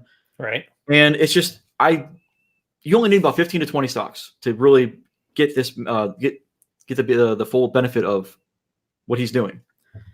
And I did that with it was Amazon, Apple, Microsoft, and I just went blank on the other. Amazon, Apple, Microsoft, and Disney. Google? Disney. Oh no, you said Alphabet. Yeah, Disney. So, and each one of these companies is diversified in their own right in different markets. Mm-hmm. So when you buy Disney, you're not just buying a theme park company. You're buying a cruise ship operator. You're buying media. You're buying this giant media conglomerate that's one of the biggest film distributors in the world. Then you've got all these different movie studios and TV stations rolled into one. Mm-hmm. When you buy Amazon, you're not buying just this giant sales portal. You're buying one of the biggest data collectors now in the world. They rival Facebook and Google for the data they collect. You're buying this giant cloud company. You're buying the Fire brand, this hardware manufacturer. You're buying different market segments with one or two companies. Yeah. Oh, and if you guys don't know, for cloud computing, Amazon is like the biggest. I think they're bigger than Microsoft even right now, aren't they? Way bigger than Microsoft. And that's one of the things I want to talk about. So I love it. I'm buying the shit out of Microsoft right now. They're at all-time highs, and they are going to pull back a little bit. We're going to see a market pullback at some point. It's just a matter of when, not if. Just the nature of the game. It goes up and it comes back down. And it kind of goes back up again. Now we are at all-time highs, but what I see happening is, so I've used both products. I like Microsoft as far as their cloud computing platform. I see it eating into to Amazon's market share considerably. Now look what just happened this week. Amazon's cloud services went through the roof in income. That's what's driving their growth. So yeah, Microsoft or Amazon shot up, I think 10, 11% this week. Really? And it was all on the backs of their cloud services. Microsoft is going to do the same thing in the not too distant future as they eat into AWS's market share. So that's what I see happening. Again, this is in my circle of competence. It's tech. So, and I use cloud stuff every day. I'm being trained to be a cloud guy right now. So the question is, do your business liaisons understand what cloud means, or do they use it as a noun? Or do they say cloud services and not piss off?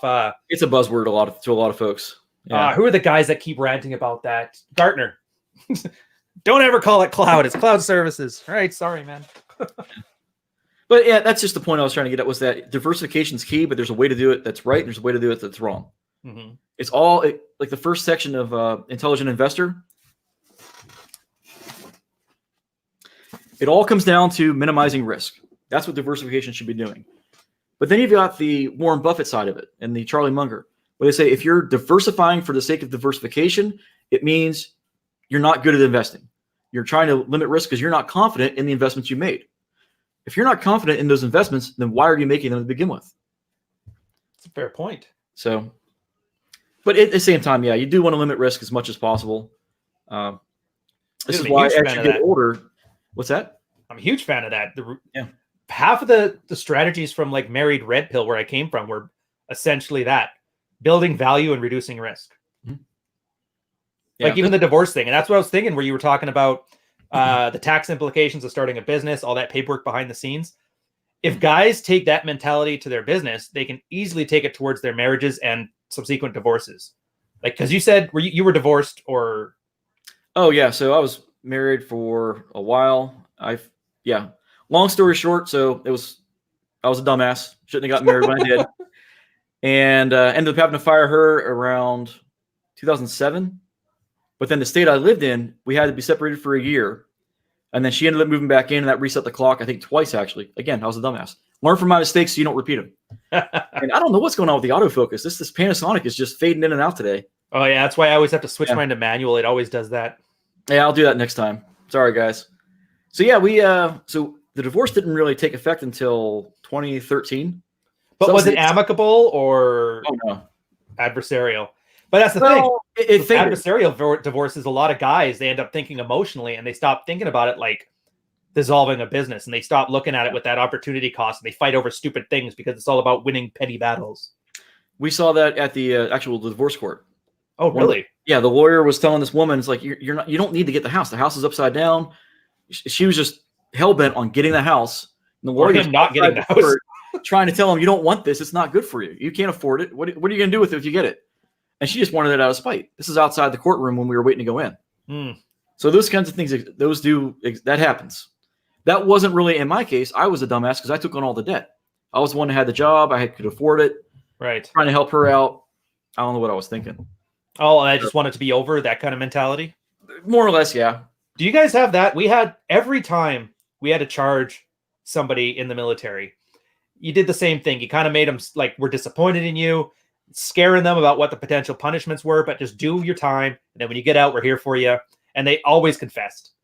Because they always just said the same thing, that I just want this to be over. Make it uncomfortable, and then they'll fight to make it not uncomfortable by completely rolling over and doing all your work for you.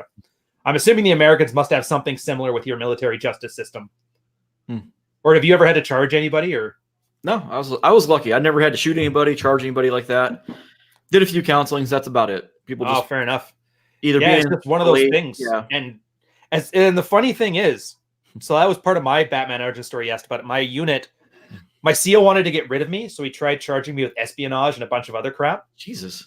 Yeah, it kind of ran me through the ringers, started doing punishment without due process, the whole works. Those stories that you tell people that they just like, I don't believe you. Like, I'm that guy now. But once, because I had been through so many of these from the other side, from the investigator side of things, I just knew right there, all they're trying to do is make me uncomfortable enough that I say yes to everything they tell me, and they'll give me a lesser punishment. And I'm like, no, I didn't do this. I'm not selling crap to the Russians. And so I literally just fought back, fought the law, paid attention to the things, escalated to like court-martial stuff. Eventually the whole thing got thrown out, and it worked out well. And it was probably my red pilling of my life, where I realized that if you don't advocate for yourself and you do it without your ego getting in the way, you're going to get screwed. And I was thinking about that when you're divorced, the girl with the underwater house, or the financial stuff where you're like, okay, making proper diversifications, or not investing in something unless you're confident in it, or game. Like if you don't make these approaches and have something in like the whole thing, it just carries over everywhere. And it's just fascinating when you see life kind of interconnect like that. And I know this sounds a little bit wishy-washy, but yeah, no, it's just patterns. Turns out people aren't that different after all. Yeah. Well, let's talking about forming a business. That's one of the things people don't realize, at least in the US. When you get married, you're not just marrying the other person, you're marrying the state. You're forming a corporation together. That's how you get all these tax benefits. But it's the only corporation that I know of that will reward the person who breaks the contract with all the assets. Doesn't make any sense. That's why, for me personally, I don't think it's wise to get married unless you've got a true ironclad prenup. Are those even good anymore? Because I haven't looked into them a lot, because I never go past the don't get married. But people say that they're not. It's because they don't do the due diligence to make it sticking, the binding. Both parties have to have legal representation when you go through that. And 9 times out of 10, when you find out, oh, well, she sued to have this thing thrown out, it's because they didn't do their due diligence. So as long as you're going through and you have the lawyers involved and you're doing all that stuff that you're supposed to do, generally speaking, you should be safe. So, and most people I think watching this aren't going to be mega buck billionaires. They're going to have $100,000 lawyers, doing a divorce case, who can afford to, take all those hits. Yeah, it's for the practical advice I can give. Get a prenup and watch your ass. See, for me, and maybe you could answer this question. It's something I've asked every time, like a purple pill person or a blue pill person or a feminist or whatever has ever brought it up. I always just ask, what do you get in a marriage you don't already get in LTR? Like, show me where the additional value is that one step forward. And taxes. Nobody's been able to answer that. The answer is taxes. That's it. Yeah. Well, how much in taxes, though? It's going to vary based on your combined income. Huh. See, that's funny, because in Canada here, we don't even have that. The old lady and I, we're common law married. We just live together, and then the government's like, all right, we're treating you as married anyway. I'm like, all right, fair enough. But no marriage certificate. It's going to actually make the process of dissolution, if and when we ever split up, so much easier. arbitration versus lawyers. I'm not going to get into all the details there, but Right. at the end of the day, all we have to do is just file jointly. So to go past that, there's still nothing additional. I guess the states is different, so maybe it does make sense there, but No, if it's an amicable divorce, it can be very simple. But that's the thing. If it's a divorce, though, how often are they amicable? Well, that's the thing too. Like everybody says, well, why was you ever planning for divorce, or why you're planning for failure? No. Why do you put a seatbelt on? Why do you have car insurance? You're not planning for the inevitable. You're doing it in case something bad happens. Yeah, risk mitigation. Risk mitigation. Now, the other thing is, like you just said, the person you marry is rarely ever the person you divorce. If that was the case, if it was still the person you had married, nothing changed, you wouldn't be in that situation to begin with. Yeah. Yeah. But guy, like, it was funny. We used to hear this all the time. It was like, I used to be alpha, slowly became beta. And the terms are all messed up, but I get what they're saying. They got handpicked, they let themselves go. Yeah. Yeah. Sometimes it's them, sometimes it's the girl, sometimes it's both. The guy lets himself go, the girl decides I can do better and tries it out for a test run. Dude, I used to be just 5 years ago, I was benching 325, squatting in the 4s, deadlifting almost 5. But then age caught up to me. I'm in my 40s now. I got a bad shoulder, I got a bad back. I can't do any weightlifting that compresses the spine now. I got too much arthritis. So again, part of that was military. Part of that was just me doing dumbass shit when I was younger. Dude, arthritis, that bugs me so much. I got arthritis because I got hit by a car. Damn, dude. Yeah, in Montreal. Survived the Gulf, went through the Straits of Hormuz, passing by Iran, around Somalia, Djibouti, all that. Nothing, not a scratch. Go to Montreal, first month, almost killed. But I've had arthritis in my hand since like my early 30s, which sucks because, like you said, it's all of a sudden anything pulling, I can't grip. So I have to use hooks when I'm doing like bent over rows. Oh, the strap and all that? Yeah. Actually, in the chat, there's a guy here, and you should probably meet him one day. Drew Bay. I think you can see him in the chat now. Oh, no shit. I've watched his stuff. Yeah, he's in there. Awesome guy to talk to. He actually got me on a great program, like the time under tension stuff, so I could reduce the weight, still get the same amount of muscular training in place, and I don't have to wear hooks anymore. So he's an awesome guy, awesome resource. I stream with him every now and again. Dude, if you guys get a chance to work together, like, that'd be cool. Yeah. Yeah.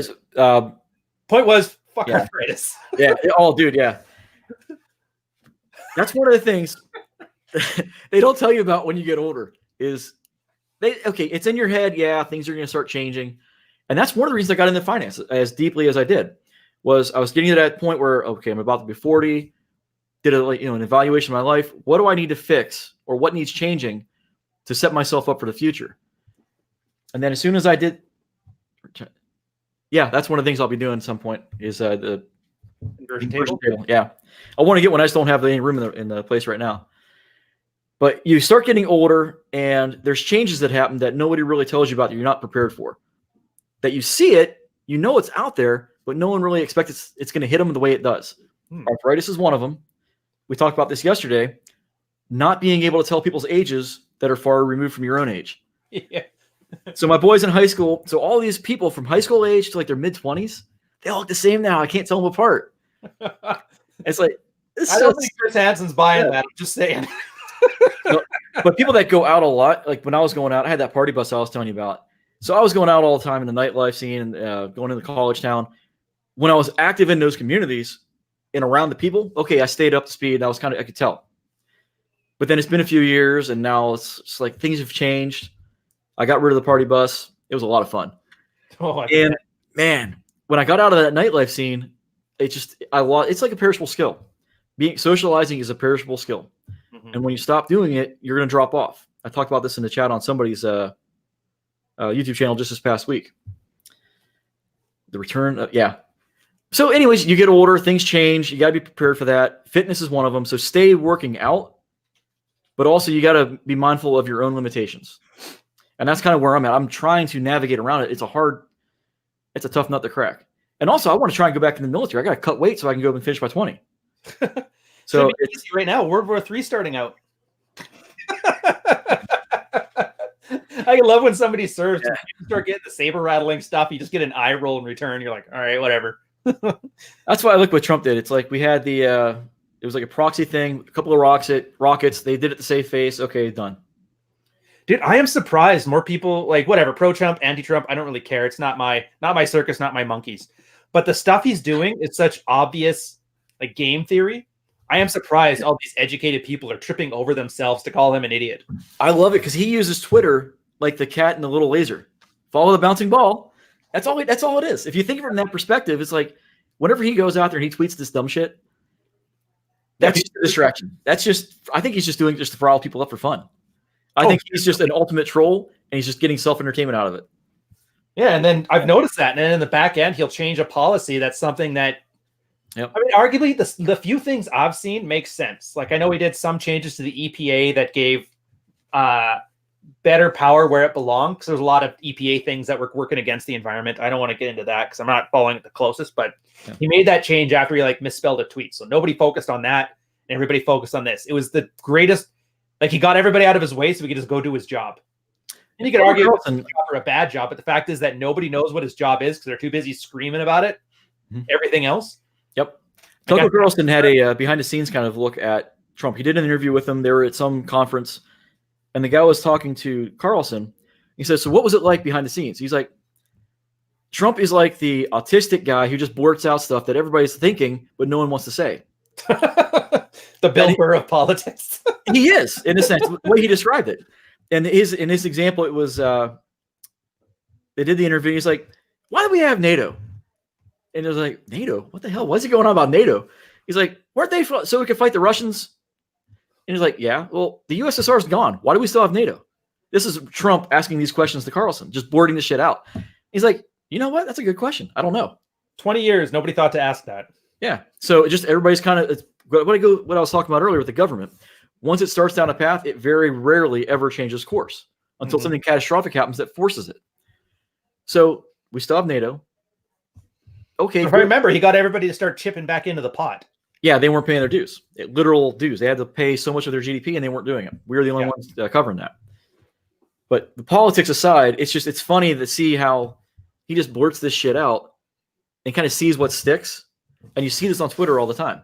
Oh yeah, A/B testing, everything. That's exactly what it is. That's exactly what it is. It's A/B testing in a grand scale. Yeah.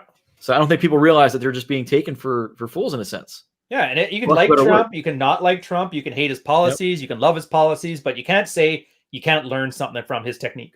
Yeah, 100%. I don't necessarily like Trump, the blowhard guy on the personality, but his financial and political policies I do like, save for his Second Amendment stance where he flip-flopped. That I don't like. Oh, you're too into the weeds for me. Yeah, I'm too busy following Trudeau and his blackface scandals. Oh Jesus.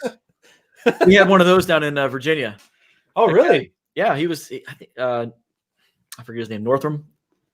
So isn't Virginia too? Isn't that where the Civil War started? It's a component of it. Yeah, I don't know. Dude, talk about like a charged location for that kind of thing. So there's a picture, right? You got one guy dressed up as a Klan guy, and you got one guy in blackface. And I'll be honest, I don't care which one he is. That's bad. Yeah, not a good look. Yeah. So I don't know. I honestly don't know which one of the two he was. I didn't follow it too closely, but it's still either way, it's bad. And they just elected the guy. He's I believe the governor now. Oh yeah, but we reelected Trudeau after his blackface thing. People just kind of called it an unforced error, like it was a golf game. But here, funny story. It's actually a bit of a personal thing that I don't think anybody knows yet. My great grandmother came to Canada from the States on the railroad. She was 13 when they ended slavery. And well, I guess it wouldn't have been on the railroad then. So they ended slavery and then they moved up to Canada. And it was the coolest thing ever. Well, it's cool, but kind of scary. Like my girl and my mom were hanging out and she's telling the story about how my great grandmother was 1 year shy of being promoted into the Masses house and then they ended slavery and then they moved up here. And it's one of those weird things you're like, you didn't expect to hear out of your family history. So I don't know. It just seemed kind of neat. And it made sense why my mom, when she married my dad, got married in a daishiki. Yeah, I don't know. Nothing to do with anything, but I figure since we're talking blackface, why not go all in? We were talking to somebody, it was just the other day, family histories and all this. Like the grandparents on my dad's side. Mm-hmm. So my grandfather was Sicilian. My grandmother was Irish. Huh. So back at the turn of the century, this was like the Montague and the Capulets. And I was like, but I just didn't understand it. They were explaining to me, he's like, well, you got to remember too, back then, it's Sicilians weren't considered white. I remember that. I'm like, I'd never heard of that. I remember the Irish weren't white either. They used to call them like monkeys and something like that. I don't know. It's out of my scope. But when I heard this, I was like, okay, that kind of explains why they had the fighting between the families. Yeah. But then here you are 100 years later, things have changed. So, but that blew my mind when I heard that. It's like Sicilians weren't considered white. Yeah, I remember that. Yeah. I think it had something to do with the mafia. I don't know. I'm not good with history either. That's funny. Anyways, we still got half an hour. We're totally going off the topic here. Yeah. So finance. What do you guys want to know? Let's hit us up in the comments. I want to see what they got. All right, chat boys, say some stuff. Let's hear it. And Marty, no more guff from you, buddy. Marty in sales, another one of the guys in the private community. Absolutely hilarious. The problem is he's got a good memory and he hears when I talk. And so he always brings up stuff that he knows bothers me. He's the one that keeps calling me coach, which I absolutely hate. Like I like mentor or consultant because coaches are accountable. If you're the coach of the Patriots lose, they fire you. You have to be a good coach. The problem with online spaces when people are calling each other coach is you can't be accountable.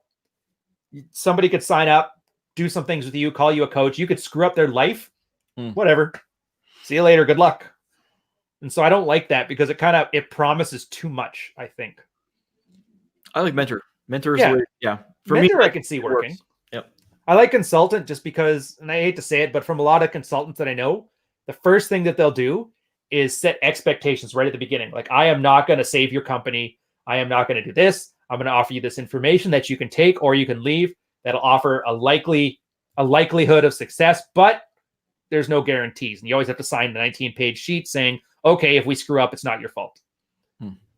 But then it's good because it puts the onus on the person doing the work. It's like, yeah, here, I could help you, but you're going to succeed or fail on your own. You can't use me as a crutch. And so that's why I like that. Sure. Yep.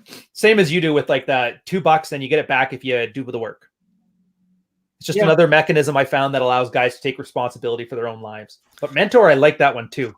Just makes me feel good about myself. So I didn't want to use that. Start jerking off in front of my own face in the mirror. Oh, Jesus. So somebody asked the books that I recommend. All right, let me see what we've got here. This is a good one. You can read it. Nope. Dale Carnegie. Oh, How to Win Friends and Influence People. That's a good one. I got a whole list here.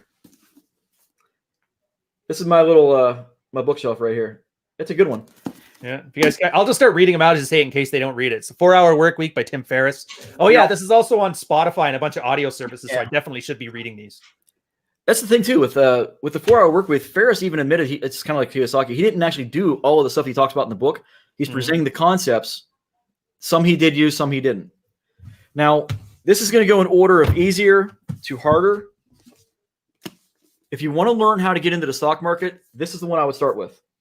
That's Rule 1 by Phil Town. Hey, which is awesome because Rule 0 is our rule. Rule 0, then Rule 1. Got it?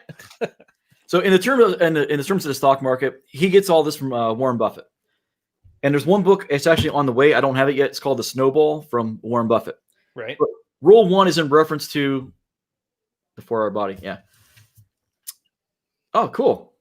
What was I saying? Rule 1 is don't lose money. Rule 2 is refer back to rule number 1. And it's, again, risk management. But he also, in Rule 1 investing, goes through the 4 M's. You got your moat, management, margin of safety, and I just went blank on the 4th one. It's the 4 L, and I talked about it in one of my videos where it's circle of competence is one of the other aspects. So I won't dive into it here. Get the book. It's good stuff. It's a great introduction to value investing. That builds on The Snowball and this book, The Intelligent Investor by Benjamin Graham. This dude literally wrote the book on how to value invest and do investing properly. It's good stuff. But quickly here, just one quick pause. Hacker Boy with the $2 something super chat. Thank you. Dale Carnegie sounds too much like a nice guy. Yes, you're right, but that's not really the value from it. The part I like from it is he shows you how to treat interactions with people as a value-adding experience. Too many people now, when they talk to somebody, it's self-aggrandizing. It's I'm awesome, and they just keep talking about themselves, and it turns other people off. So instead of that, talking to people more attractively. as in they get something out of the interaction, which then makes them more likely to be positive back and forth. I think it's a good succinct way to put it. And yeah, a lot of the stuff in there is super basic, but I mean, most of these books are about not being unattractive or not losing money. Right. So yeah, a lot of guys do need that. And maybe you could have the gift of the gab and the silver tongue and you don't need it, but definitely don't take advice from that on how not to be codependent. Stick with Robert Glover and Manuel Smith for that stuff. Take what you need, skip what you don't. Anyways, I cut you off. Please keep continuing. And the last one I just started is tough. Security Analysis. It's a big book. Who's the authors there? I saw Samuel. It's Benjamin Graham, David Dodd. You got a forward, but Warren Buffett, and it's got Seth. Dude, Seth Klarman is like Warren Buffett 2.0. Really? Seth Klarman averages a 20% annual rate of return. That's impressive. And then you've got. I'm a big fan of also, and I don't have the book here. I got it on Audible. It's called the Book That Beats the Market, and it's by Joel Greenblatt. He came up with magic formula investing, and I'll probably end up start going to that because I like systems. It's really simple to follow. It tends to underperform in a boom market like we have right now, so it's actually it's underperforming. Yeah, but in the bust market, it bakes up the slack. In the aggregate, it does 20 to 30% a year. Damn. Yeah. So $10,000 in 17 years is $1 million compounding over that time. 17 years. If you sink in, say 40 grand, you'll have roughly a fuck ton of money. Fair enough. The Dale Carnegie book, that's How to Win Friends and Influence People. It's a nice primer on social adept. And then from Drew, what exactly is security analysis about specifically? Analyzing securities, stocks, bonds, stuff like that. Oh, good. I thought it meant security. I'm like, wait a minute. No. Securities are your stocks, your bonds. It's things you buy and trade on the stock market.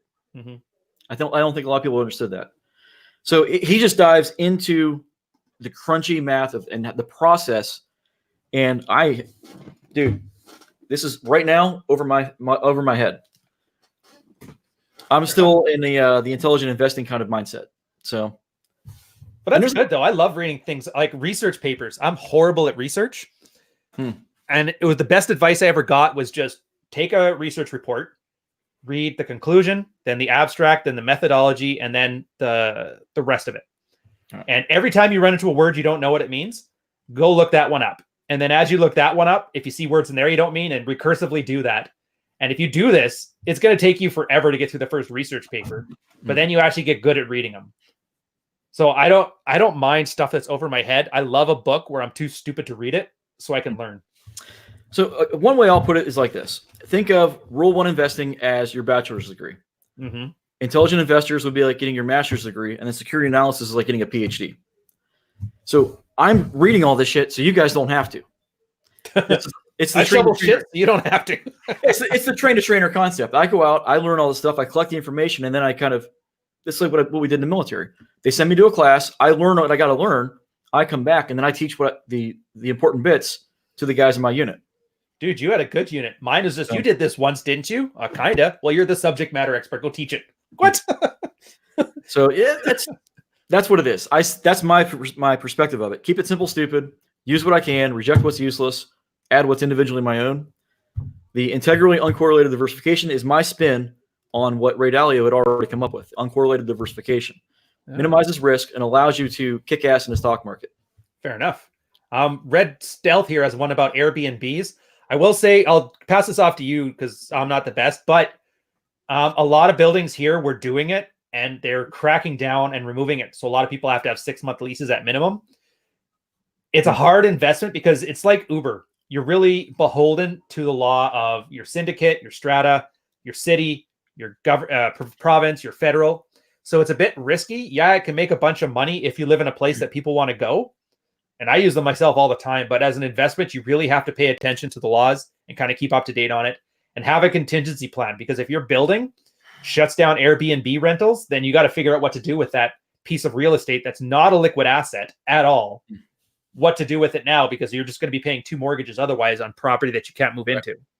GQ knows what I used to do. I was a teacher briefly, way back in the 90s. I loved it. Really? It's like the first mixed martial art. It is. Yeah. I used to study it. I did Taekwondo back in the day. And then I was all like every kid. I'm like, oh, I'm into Bruce Lee. So I read all the Jeet Kune Do books. Yep. Thought it was absolutely fascinating. I didn't know much about the schools though. Well, we'll talk about that in a second. I wanted to get back to what you were just saying about Airbnb. Oh, yeah. I would not invest in a property to do Airbnb. I would have Airbnb if I have a property that's not renting out. In the interim, I'll throw it up on Airbnb. That's how I would approach it, as a value add or a way to mitigate a loss. Because as soon as you start dealing with what you're talking about, where you're focused on Airbnb to get revenue, then you're beholden to the laws, the regulations, leases getting changed. Those can really bomb you out on that. And if it's real estate's a huge investment. Yep. So I wouldn't recommend it. It's just there's too much risk in my opinion. I guess the big reason I don't like real estate is investment. It's got such a capital intensive entry point. Entry, yes, but you can get your cash back really quick. So this as is opposed to what? Like you mean selling the place? Because I've never seen it as a very liquid asset. No, you refinance, you take your capital back out, and it gives you a little bit extra to go and spend for elsewhere. Or I see what you mean, taking the equity. Yeah. So you buy the Stephen Graham talks about this a little bit. You go out, you buy your real estate. If you rent it out, great. It's going to go up in value, hopefully, and then you refinance down the road. Hopefully, you're not going to eat up all your gains with your refinancing fees.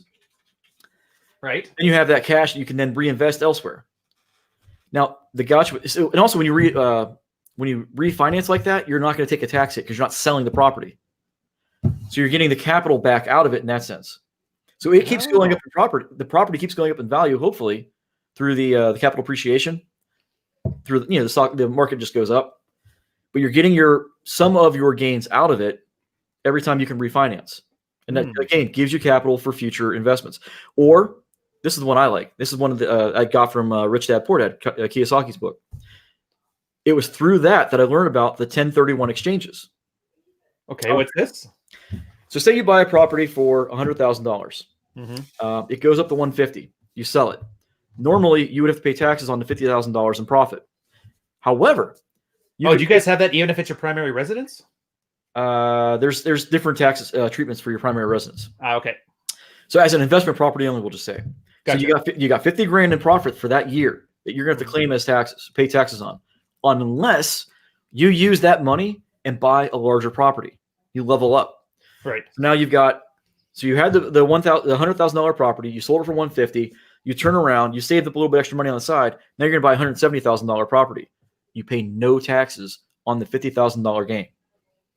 You keep doing this every few years. You take out your equity. You buy new properties. You keep rolling this stuff forward. Next thing you know, you got a small real estate empire, and you've never paid taxes on any of it. Another benefit we have here, I don't know if you guys have this. We have something called CMHC, which I think is as close as we get to your Fannie Mae and Freddie Mac thing. It's essentially the government putting insurance on your place. So if you foreclose on it, then I don't remember who gets the money out of it, but it's definitely not me. Right. That always throws like a 2% surcharge on any property, unless you have a 20% down payment, and then those fees are waived. We call it PMI. Okay. So once we get a 20% down payment together for upgrading purposes, as long as it's past that 20% of principal, then we avoid those fees as well. We do the exact same thing. 20% down typically will avoid PMI. Now, if we can just figure out a way to get that 5% real estate payment fee out of there, then you're really making money. I'm not familiar with that. Well, for us, our real estate agents always take it's average 5%. That's their cut for selling your property. Oh, I understand. So if you do private seller, you avoid that. Yeah. It's a little hard though, only because like they have the pipeline, they have the funnel set up really, really well. Well, you can do private, but then it really cuts down your market. So it works well if you're in a big booming market and people are savvy enough to search for it. But then you just got to wait, and the property loses its liquidity because it doesn't have that same sales funnel that the real estate market has. So that's what we call it's the MLS, the market listing service, I think. Yeah, that's the one. Yeah, we got that one too. Yeah, in order to you have to be licensed and get access, and that's a pain in the ass. 25. It's a good scam they got for essentially just running a message board. It's eBay. Housing eBay. The 5% cut. If you anybody can access it now thanks to Zillow and Redfin. Oh, really? Yeah. Are those state specific or just anybody? It's national. It may even be international. I'd check it out. Oh, what are they called again? Zillow, Zillow, and then Redfin. They give you access to all the MLS properties. Well, look at that. So the whole idea that you need a real estate agent, not really. Not unless you would. Again, it's just like getting these management companies to manage your properties. Yeah. It keeps it simple. It's less shit you got to deal with, but you got to pay for it. Yeah, but they're providing a value, so I get that. Exactly. If the agent was also able to do like the lawyer stuff or the notary stuff, I wouldn't even have a problem with it. It's the fact that all they are is the middleman. Yep. Start making those notaries into real estate agents, then you got a sales pitch, in my opinion. I'm surprised. Well, I think most real estate companies, like when I went through Champion to buy my old house, yeah, they had a notary in-house. Yeah, ours, some do, some don't, but you still end up having to pay for it. I think, yeah. seller always ends up paying for it. The notary or the lawyer, depending. Notary might be different for you guys, because for us, it's just a little seal they stamp, and then that's that. It's like $2. Well, they're like nurses. The lawyer is the doctor. They're like the nurse. They can handle a lot of stuff for properties. Okay. They can handle a lot of the paperwork, but for the most part, it's just vouching that things are what they say they are is their primary function. All right. Yeah, we're talking about two different things then. Your version of a notary is different from our notary. Oh, really? Yeah. We even spell it different. In Montreal, it's ARIE or ERIE for notary. Okay. But that's the problem. The last place I sold was in Quebec, so I guess the law is going to be different. They even have like a bienvenue tax, and bienvenue is French for welcome. And you're like, why would you have a welcome tax? But then you find out it's just the guy's name who implemented the tax. It's just 2% off the top government tax on any place bought or sold. Doesn't matter if it's new or used. And that's literally, it's it. That's on top of everything else you'd already know about. That's interesting. Well, it's like, I just laugh how they named it that. The Roth IRA was named after the guy who came up with the bill. Yeah. Now imagine if Roth had a name like Profit. Dr. Profit made this thing called the profit tax. Like, I don't think that's profit. Yeah. What was his name? William Roth? William Roth of Delaware. Huh. Yep. Of course, Delaware. Oh, Delaware is a great tax haven. They got some good stuff. GR. US, you want to incorporate it in Delaware usually. Oh, really? Oh, I've heard about that because they have really good corporate or they used to corporate tax laws or whatever. Yeah, they used to. When I did my LLC, I did it through them. Really? Yep. See, that's another neat thing. I didn't know in Canada you can't do that either. You either register in your province or you can register federally. But and I think that's because of Quebec again, because they have a different law. Like they're actually using civil law, not common law. Right. So they have their own set on the books there. But we don't. Like, I can't make a company here and have it function in Quebec. I would have to reincorporate another one in Quebec. So that's why a lot of people just do a federal one. But then that one's more work than the provincial one. So it's all whatever. So are most of your viewers in Canada, or is it a blend of U.S. and... Everybody. I think, actually, by the numbers, I could pull it up. I'm going to tell you exactly where everybody's from. According to my analytics, 40% of people are from the States. 10% are Canada.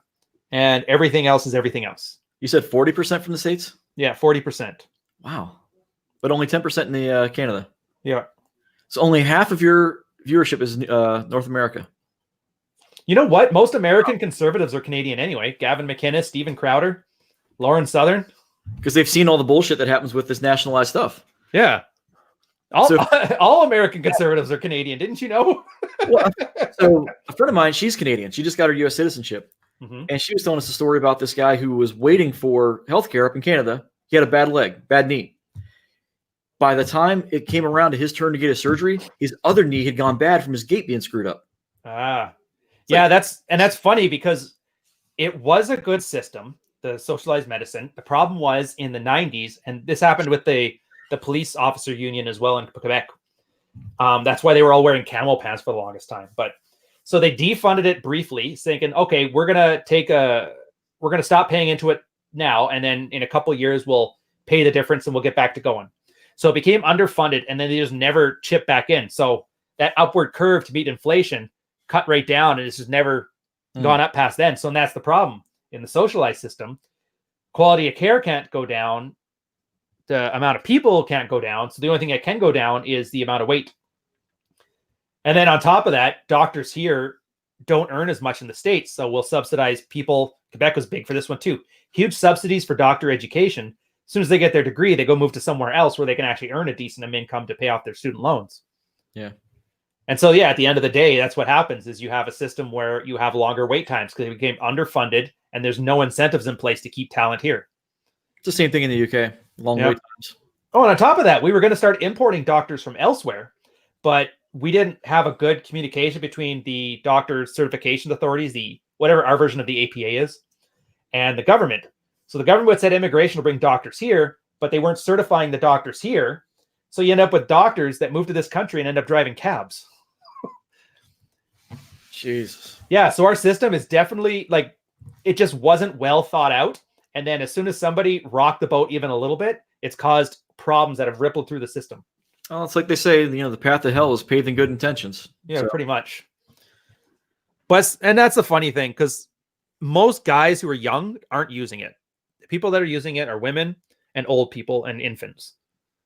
They're the ones that get most of the problems out of this. Guys are just kind of like, whatever. It can be screwed up because I'm not going to end up hurting myself till, like you said, I'm in my 40s. And then I actually have to worry about it. I feel attacked by that. No, don't at all. That's why Steven Crowder's like, well, I'm 38, time to move. Oh, is that what happened? I guess so. But they were all from Montreal too, so. All right. I thought he was younger than that, like his early 30s. I don't know. Yeah. All I know is he's got a really whiny voice and not nearly as funny as he thinks he is, but I still like his stuff sometimes. We'll see. I think it's because I'm also like, I shouldn't really say this, but I'm not really a conservative, at least in the American way. So a lot of the stuff that they're doing is kind of crowd service. I didn't like it in Star Wars, and I don't like it in political commentary either. The politics or just utopianism? No, just like the political wonks and pundits, even the entertainment ones. Oh, a lot of their stuff isn't humor; it's just fan service. It's another reason I don't like the Daily Show anymore either. They're trying to do the liberal version of that, but all they're doing is just riling up the rebels. Look how bad GOP is, and I'm like, yeah, but could you be funny about it? I just get the same impression. That's like everything is going on politically right now in the States. It's all orange man bad. Okay, great. You don't like Trump. I get it. What are your actual policies? What do you have to offer that's different? Crickets. Oh, nothing. Yeah, I don't know what the alternative. I don't know what the left's political platform is right now, other than they hate Trump. That's it, dude. I don't know what Canada's political platform is other than they hate Trump. It was the weirdest thing watching our debates, and it turned into a whole orange man bad like summit. It was the weirdest thing. And then we have a guy here, Mad Max. He's like Trump minus the bombasticness. He's just like, hey, immigration's a little bit high. We should maybe bring it down. Then they shouted him down as a Nazi, and that was it. I'm like, all right, fair enough. But I mean, yeah, at that point, I just walk away. All I wanted was for the entertainment side of things to be entertaining, and I'm not getting that either. So at this point, I'm just going to watch Minecraft Let's Plays. I don't care. Learn a bit about branding. There's so much content on YouTube right now. It's really tough to get a foothold. It is. Well, you got to pick your niches, right? I guess we only got another 5 minutes here. We'll stop rambling about YouTube. We'll end this off. So your website, I posted in the chat. I'll put it in there again. I'm going to add it to the description when we're done here. Okay. Red Pill of Finance. And then if they want to catch me streaming, it's let me go to the live. I'll just drop in the link really quick. Yeah. This is the part where you do all the plugging. Every way they can find you and reach you if they're interested. Every platform, all of it. All right. I remember a lot of these guys are going to be listening to this on audio, on Spotify and that, so say it as well. If you guys don't know, we're on Anchor.fm, Spotify, iTunes, what's the Google one? Google Play, and then a couple random podcast services I've never even heard of before. So if you're on one of those obscure ones, you'll probably see us there too. All right. So you've got me on the Red Pill of Finance on YouTube. And then you've got, I'll drop this in the chat here for you as well, so you have the link. This is where I do the streaming, which is redpillfinance.live through Streamlabs. I like the system. It works. It's not perfect. And then those streams go to YouTube as well. So if you just want a one-stop shop, everything is through the Red Pill of Finance on YouTube. So I've got the Discord server. You can hit me up there in chat. I'm on there most evenings. Also, when I do the live streams, I'm on there. I can list you guys I can hear you in the mic or in the headset. Yeah. So you can actually talk to me on the live streams. Oh, that's kind of neat. So yeah, so that helps out if you can't chat or if you're doing other stuff. Which is awesome. All right. So there you guys have heard it. Go check it out. See if you like what you see. It's going to be awesome. We're going to see so much more of you in here. I want to have you back. Yeah. see about getting you and Rich together. I wouldn't mind seeing you guys butt heads on finance stuff here. You're probably the two smartest investor types I know. So it'll be good to see you talk shop. Yeah, I look forward to it.